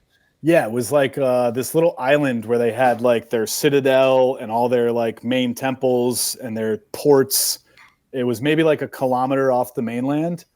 So he just built like an earthen causeway over like 6 months. He kind of laid siege to this place and just filled the ocean in with dirt and rocks until they had like, I think it was like 200 meters wide and a kilometer long. And he basically built this causeway from the mainland all the way out to the walls of the island. And then he like advanced all this, giant siege equipment out over the causeway he had built and just proceeded to lay ruin to Tyre, knock their walls down, pillage their temples, make them submit. But Tyre was famous because like way back in the day, there was some type of sea snail. It's called like the Murex sea snail. And they would harvest these sea snails. And I guess like from the mucus of these sea snails, you can extract some material that is made into, it was called Tyrian purple. And it's a dye. And it was like the most coveted dye in, antiquity. When you think of like Roman senators and their white togas would be trimmed with purple fringe, or like Roman emperors would wear like the all purple toga. All of that purple dye was coming from Tyre. And I've heard like people say that's like even today, purple's like the color of royalty. Yep. And that all goes back to Tyre being just this incredibly wealthy city from getting all this sea snail mucus that they would make into this purple dye, this highly coveted purple dye. I can't even imagine how long that would have taken to make a land bridge, because it's not like you have bulldozers and shit. It was months. I think it was a 6-month siege. Yeah, he just had a huge ass army. Yeah. Everybody digging at the same time. Huge army. And he had conquered Byblos before he made his way down to Tyre. Because like the Greeks didn't really, the Macedonians, they weren't like a naval power. So when they got into like the southern Mediterranean, they were running into all these kingdoms and city-states that had like very powerful naval forces. The Phoenicians. So the Phoenicians. And they were the premier, or like the first naval power in history. Can I say something midway through this or deep into it? This is the dumbest I've felt in a long time. Like during this interview. Like I like to think I'm a pretty smart guy. You are a smart guy. No, you put me on the spot. Do I know what this is? You said earlier that you guys would body me in history, and then you proved it over the next hour and a half. Yeah, we would. I don't know, chaps. You should see me try to get my dog to sit sometimes. I feel like a pretty big idiot. Yeah, I could do that. Also, I'm done with fantasy books. After this one, I'm back in on just biographies and nonfiction. Historical nonfiction. Yeah. Pity the Nation, the abduction of Lebanon. That's where you should start. All right. But yeah, Tyre was crazy because it's like 10 miles from the Israeli border. And, that whole southern third of Lebanon, like Beirut is pretty evenly divided. You've got like your Shia neighborhoods, which are Hezbollah dominated. You have your Sunni neighborhoods, which even the Sunni neighborhoods like feel pretty secular. There's like, bars serving alcohol in the Sunni neighborhoods. Then you've got your Maronite neighborhoods. There's like a giant Armenian neighborhood, Armenian Orthodox neighborhood. But when you're in the southern third of Lebanon, it's almost entirely Shia, and it's almost entirely, Hezbollah's domain. So they were very heavily bombed. Like that causeway that Alexander built, a kilometer long. It's definitely more than a few hundred meters wide at this point. But in the 21st century, it's just got a bunch of, multi-story apartment buildings on it. And those had been like the bombing in Tyre was at least, if not more significant than anything I witnessed in Beirut. I mean, it had been like thoroughly bombed over the last 6 months or so. And, you walk around and you see all these like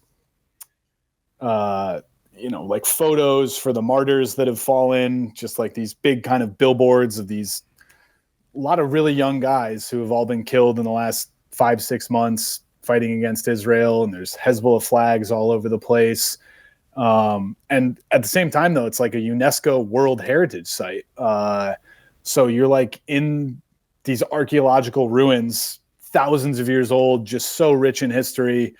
And you crane your neck around and like 100 yards, less than 100 yards outside the entrance of this UNESCO World Heritage Site, there's just buildings that have just been utterly destroyed. And it's like, I don't know. I mean, I guess the Israeli artillery is pretty accurate because none had seemed to land in the archaeological sites, which I don't know. I guess that's one plus. They weren't destroying those, but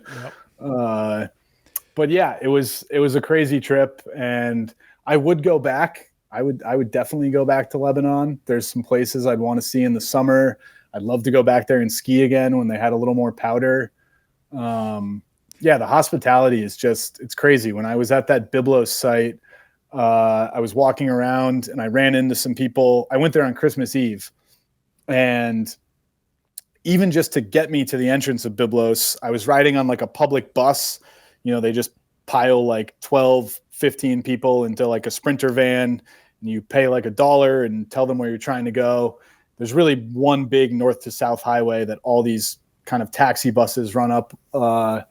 And when I got out in Byblos, I didn't really know how to get to the entrance of where I was looking for. And some woman who was going in the complete opposite direction just walked me like, 15 minutes to show me where the entrance was and wanted to know all about America. And when I got there, I was walking around and a bunch of local Lebanese people kind of started talking with me, and they were like, "Oh, well, it's Christmas Eve. What are you doing for Christmas Eve?" It's like, I don't really have any plans. I was probably just going back to Beirut tonight. And get they were some like, Chinese food. Yeah, exactly. Go to a movie and get some Chinese food. And they were that like, would be a red flag. He is a Jew. He's eating Chinese food on Christmas Eve. But these people, they were like, you can't be alone on Christmas Eve. Like, here's our address. You're coming to our house tonight. And the next thing I knew, I was at some, Maronite Christian family's big New Year's Christmas Eve celebration, and treated like a member of the family, given a Santa hat. It was amazing food, amazing drinks, just like a once in a lifetime experience. They do Christmas right over there, I'll tell you that. I mean, that's like, I've always said that. He has. Yeah, no, I mean, when you're walking around, you're walking around Beirut, and like, again, Americans, I think so many of them just have this image in their head of Beirut from, watching like Charlie Sheen's the Navy SEALs movie, or I think Chuck Norris's Delta Force movie was also in Beirut. Or more recently, there was that huge explosion in a warehouse. Oh yeah, down by the waterfront. 2020. Yeah. That was huge, enormous, and that was not related to terrorism or anything like that. It was just they had a giant warehouse filled with chemicals, right? That accidentally combusted.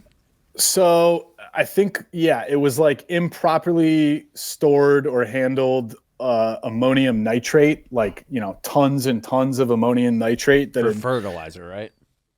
Yeah, I think so. Been offloaded by a big cargo ship a few years before. And then I don't know if it was essentially just like lost in the shipping rolls. Like no one accepted delivery of it. And it was just kind of stowed away in the bottom of this big grain silo. And then a fire started in that grain silo. And at some point, all the ammonium nitrate just combusted. And I think it was like one of the largest non-nuclear explosions ever recorded. Like it was registered on the Richter scale. Yeah, it registered on the Richter scale. Like people could hear it in Tel Aviv. People could hear it in Malta, which is, like hundreds of miles out across the Mediterranean. I actually met a guy on New Year's Eve. I met this Armenian guy who was in an apartment building, maybe, I don't know, like half a mile away from the grain silo. Mm-hmm. And he was filming it as it was just burning. I mean, no one was expecting it to totally combust at that point, but he was just filming it because it was this giant fire. And he showed me the video on his phone as the explosion takes place. And, he kind of turns to like duck back deeper into his apartment. And he got a massive piece of glass from one of his windows that blew out, just like impaled him in his stomach right here. And, he pulled up his shirt and he still has like, 100 stitches or a big scar from the 100 stitches he got running across his lower abdomen. I think like a couple hundred people were killed, thousands, like more than 5,000 were injured. And like some of the areas where it blew up that were just totally destroyed by it were like the really nice like nightlife districts in these Christian neighborhoods, like the places where I was going out like every Friday and Saturday night to just kind of bar hop. Like those streets were just utterly devastated. And considering it was only 5 years ago, the way they've rebuilt is pretty impressive. There were signs all over the place, I guess, to kind of tie this into a current news story, but U.S. aid, which I don't know, it's being repurposed or defunded at the moment. There's signs all over the Marmahel neighborhood and the Gamazia neighborhood, which are these very popular nightlife districts. And there's signs all over the place being like, electricity was restored here after the port explosion, thanks to the cooperation of U.S. aid and the Lebanese government. And so I think we did play some role in kind of helping to bring that area back to life. Mm-hmm. But yeah, that port explosion was crazy. And like, I don't know, you talk to some Maronite people or some Sunni people in Beirut, and a lot of them will blame it on Hezbollah. Like Hezbollah was storing this stuff to try to develop weapons with. And, Hezbollah technically has a lot of control over the ports in general. So it was just kind of their responsibility for this stuff. Then you talk to some Shia people and they'll be like, this was Israel. Like Israel flew a drone into the grain silo and like, did this. And I don't know. And I think really with like what happens when, because I'm almost positive it was fertilizer, and what happens with ammonium nitrate is if it sits for a while and if they had shipping problems, ammonium nitrate starts to sweat. And like if you have like say an ammonium nitrate stick, if you touch it, once it starts sweating, you will start getting the worst headaches. It like seeps into your system almost instantly. Oh, damn. And when that happened in Lebanon, a few weeks later, like 2 or 3, maybe it was a couple months after that, there was another huge explosion, but this was in West Texas, that it was another fertilizer plant. Remember that. So so that has changed the amount of ammonium nitrate that is allowed to be in fertilizer, because once it sits, it begins to sweat. And if it starts to sweat, it becomes incredibly explosive, and the smallest thing could set it off. And I used to work with ammonium nitrate as a dog handler, and it's incredibly dangerous to be around. And dogs can smell for that, or at least it's ones that are trained so we train dogs to find 9 different types of explosives, and that's one of them. Yeah. Well, glad I could add something to the pod. Yeah, boom. No, you're not dumb. Yeah, and they definitely are still recovering from that port blast. Yeah, I don't know. It was. I did take some pictures of it, but I tried to take some pictures of that grain silo, which half of it is still standing. Mm-hmm. And the Lebanese army, not Hezbollah, but the actual Lebanese army was like don't take any photos of that. They were none too happy about that. And the Lebanese. I bet at that point you're like, no problem. Yeah. Yeah. No pictures, no problem. Well, yeah, feel free to send some of the photos that Hezbollah did not delete. And yeah, I can do that. Yeah, and just thanks a lot for coming on the pod. This is officially the longest interview we've done. Oh, shit. And certainly not the most interesting story. So I was going to say, like, I think compared to a guy who got held in Filipino jail or escaped from North Korea, I feel like my story is not all that interesting. But no, I think we've covered a lot of interesting stuff. And people will just like, I don't know, like they'll love to hear like about someone's firsthand experience with Hezbollah. Especially when you were just broing out with all the Baldstool guys like a week before. Yeah, what a crazy 2 months. Mm-hmm. Yeah, Turkey, India, detained by Hezbollah, ski resort. I gotta say, India was probably the most chaotic of any of those. Between a hair transplant and getting held by Hezbollah, India was maybe the one that gave me the most anxiety. So I know, dude. Stepping on that they dead need to get their rat shit Mumbai. under control. It's like you're walking through like bombed out neighborhoods in Beirut, and you're like, this is actually nicer than the Mumbai slums. What was y'all's craziest story together in India? We might have to have him back on the pod for that. Yeah, if you do an India pod. Well, we already did one. I am going to be releasing all of that content once I get the Baldstool videos out now, which are probably dropping as this pod comes out. I would say Donnie wasn't there for it, chaps. He knows about it, though. When we were in Mumbai one evening, though, so I'm like, the one thing I have a genuine phobia of, I'm not scared of snakes or spiders or heights or small spaces. I have a genuine phobia of rats. Okay. And I was walking back to where we were staying in Mumbai one night, and I felt this giant crunch underneath my feet. Ugh. And I had just come right down. I think I'd like crushed the rib cage of this, laying on his back, dead rat that was like bigger than any rat I'd ever seen before in my life. That kept me up for a while. Yeah, that sound. Not chill. Yeah.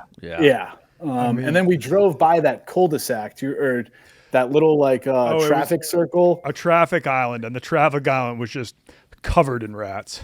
Just hundreds of rats. It's just polluted and dirty there, which you go to like Iraq, which has been, in the midst of war for the last 30 years, and it's like way cleaner than India. I don't know. They just got to figure out how to handle their waste management there. But it's got to be impossible when I was reading the other day that each year, like those big cities in India, their population is increasing by 7% each year.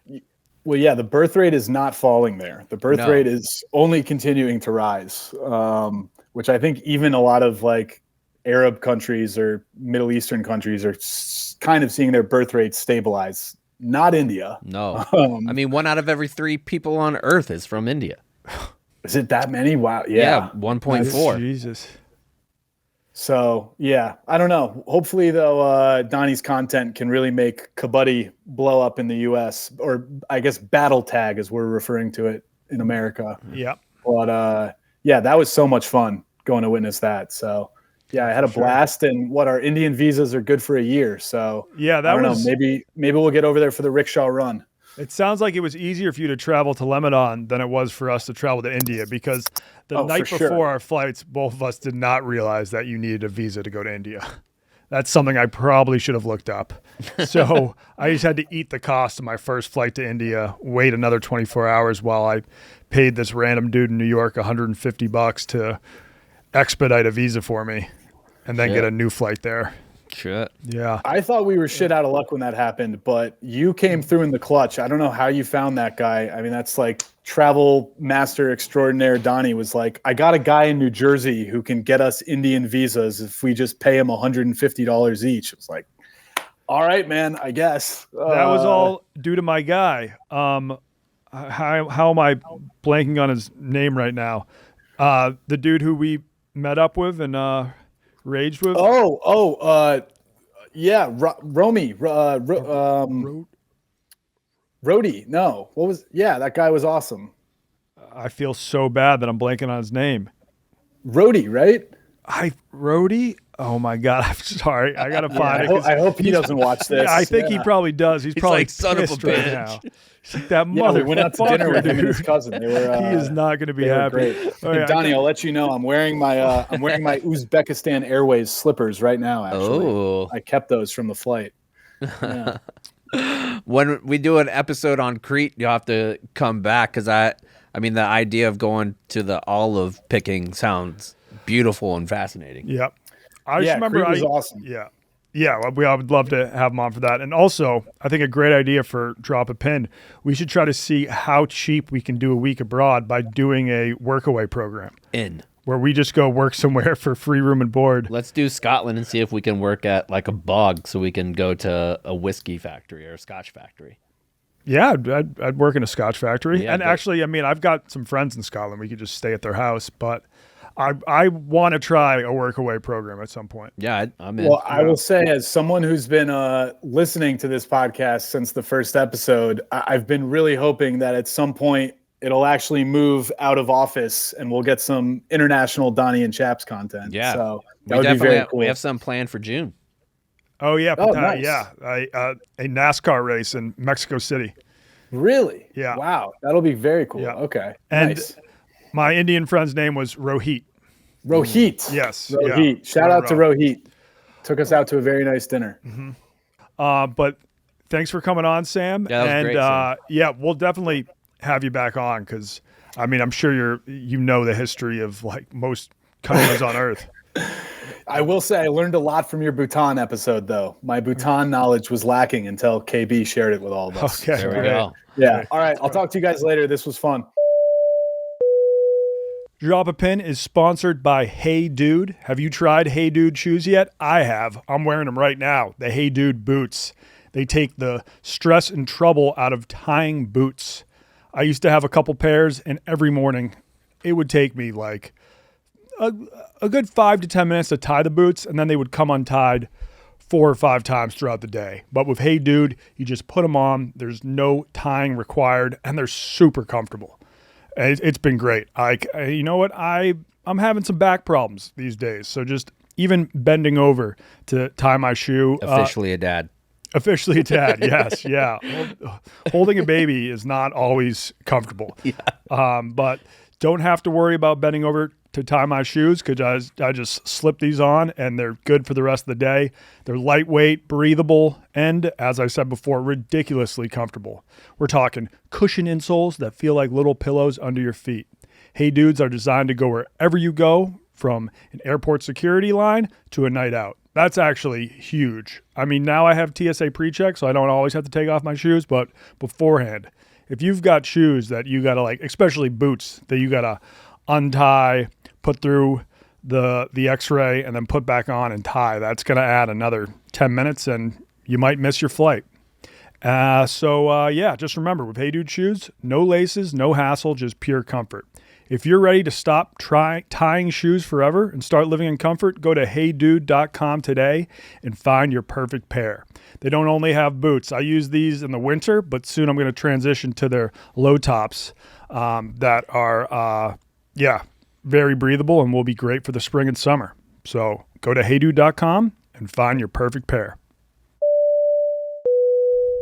Today's episode is also brought to you by our good friends at DraftKings. The great reward hunt is on, so join the adventure with DraftKings Casino. For fun seekers, follow the trail to huge jackpots, weekly bonuses, and exclusive games. Plus, new players can get their losses back up to $1,000 in casino credits on their first day. Just sign up with the promo code DROP and start playing to get $1,000 in casino credits back with a minimum $5 net loss. Only on DraftKings Casino. The crown is yours. Yeah. Did you say $500 net loss? Oh, no. I said $1,000. Oh, no. So you get $1,000 in casino credits back with a minimum of $5 net loss. Okay. That's right. Yeah. All right. Great sweet. deal. And once again, I know it's hard to believe $1,000 is crazy. Yeah, no, that's wild. I gotta hit up the casino. I use DraftKings for all my sports gambling picks, but I haven't hit the casino yet. So that's what I'm going to do this weekend. I'm going to be at home with a kid. Might have to, start playing some online slots. Or they have all sorts of games. I like the rocket ship game that I always see Dana and Marty playing. Mm-hmm. The Rocket Boys. But you could get those only on DraftKings Casino. The crown is yours. Let's do some Gettin Cultured. Do you want to put your seatbelt on? Not really. Well, you gotta. There we go.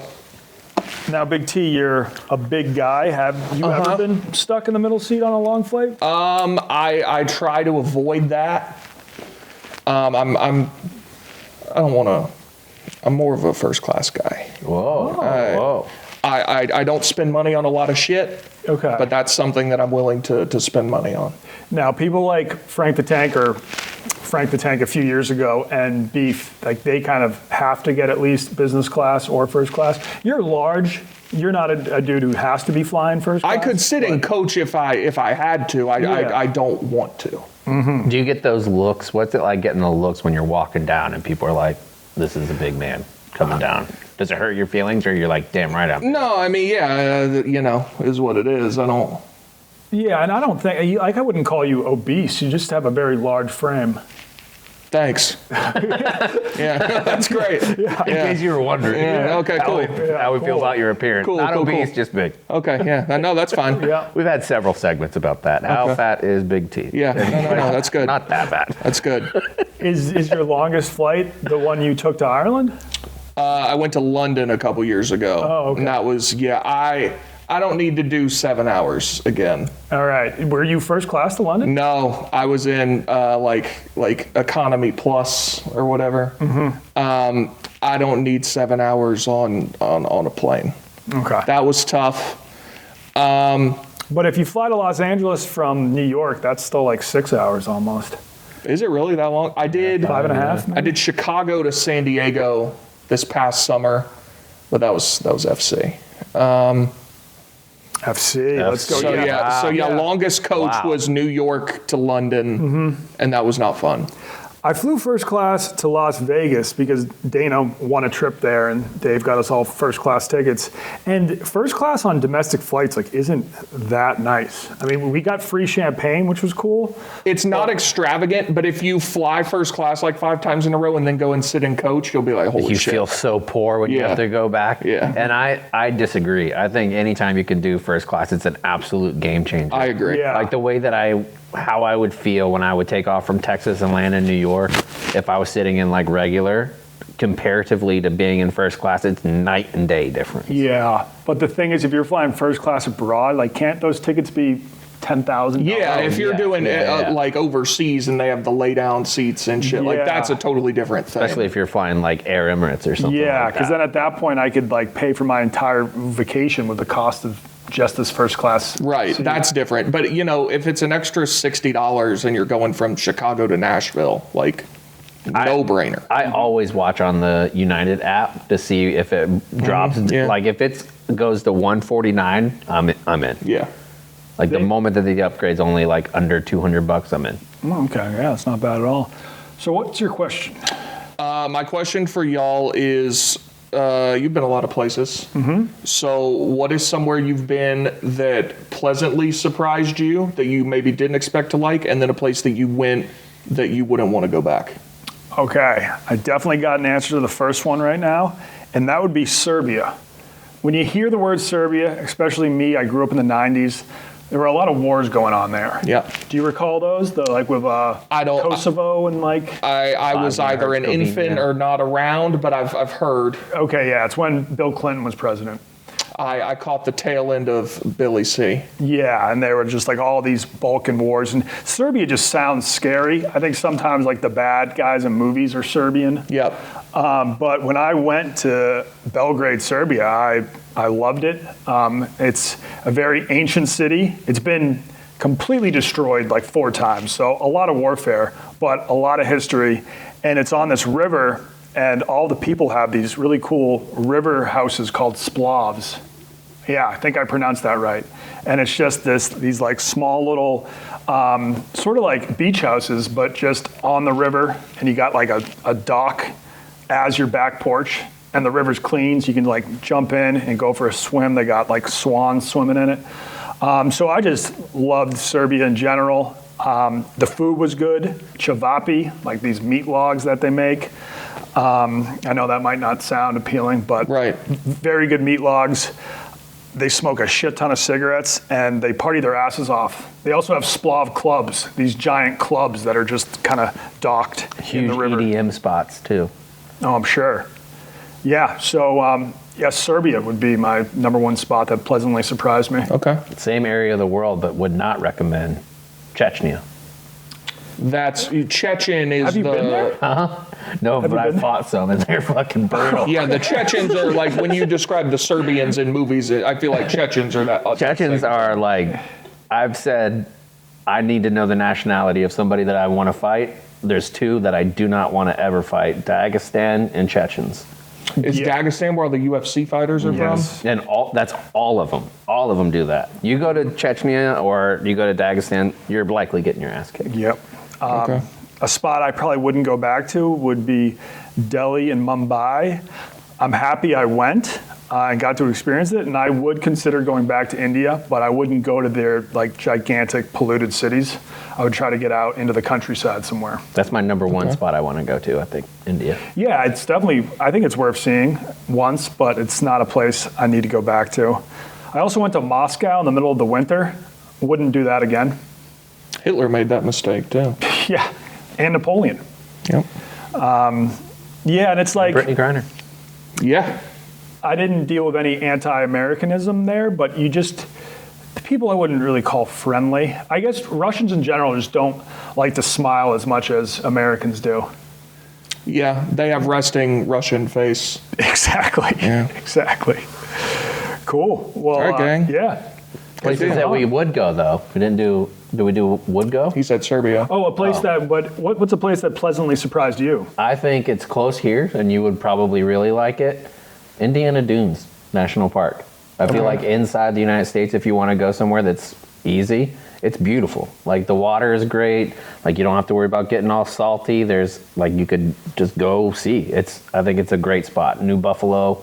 I've heard New Buffalo. It's great. I think this summer I'm going to go there. Like if you just want to go get some burgers and chill by the water and have a couple adult beverages, it's a great spot. That's only like an hour from here. That's on my list. Yeah. I'm blanking on a spot. I remember I went somewhere and everyone's like, "Oh, like you're going to have a rough time," and I ended up loving it. Let's see if I can think of it.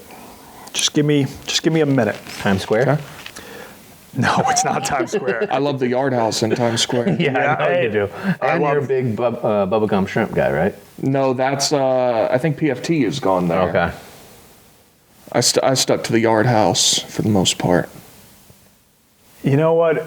It might be Wisconsin Dells, but Wisconsin Dells was actually kind of rough, that I just had fun because got pretty boozed up. The Ozarks? I've never been to the Ozarks. I think it was on a Rediscovering America trip, so it was in the U.S., not Orlando. Orlando did not like it all. I disagree. I think Orlando's the worst airport in the country. Oh, airport, yes. I'm an Orlando guy. Oh, are you? Send me to Orlando. I mean, that checks out like being such a chain restaurant. Brother, Orlando, I thrive in Orlando. Mini golf and Disney World. Rainforest Cafe. Yes. I'm going this summer. Are you? Yep. You going to stop into the Rainforest Cafe? Maybe. Okay. Dude, and in Orlando, they've got like a dinosaur rainforest cafe. I've been to that one. And like the meteor Dino comes Nuggets, in. Yeah, dude, yes. And I the love steam comes out of the Orlando's little volcano top five American cities for me. That is preposterous. Top 5, might be top 3. What? I love Orlando. How do you feel about Tampa? Clearwater, one of my favorite cities. Clearwater's better. Like St. Pete's too? Yeah, like that whole area. If you told me I could go on vacation anywhere, like I love Clearwater. Yeah, Clearwater's fine. I have no problem with anything Gulf Coast like related. I'm a Gulf Coast guy. Orlando being a top 5 city. Listen, you fly to Orlando, you do 2 or 3 days. You fly to Orlando, you spend 2 or 3 days, and then you go to Naples or Clearwater. Yeah, I mean, are you a Disney guy or you just love the look of downtown? I can enjoy a day at Disney World for sure. I love Disney. Yeah, like I'm not a Disney adult. Like I don't think about it if I'm not there. But if I'm going to Disney World, like I'll have a great time. I bet we would have a good time going to Epcot together for sure. Drinking around the world for sure. Incredible. We need to do that. It would be like a weekend trip. If y'all are going, I would love to go. Yeah, drink around the world. Now that I would do. Just when I was in Orlando, what's that place outside the park called Disney Springs or something where they've got a lot of downtown restaurants? Disney too. It was like an hour and a half wait. It's what downtown Disney used to be. Okay. I got a cool ring there one time that was engraved brass and it said Rad Dad.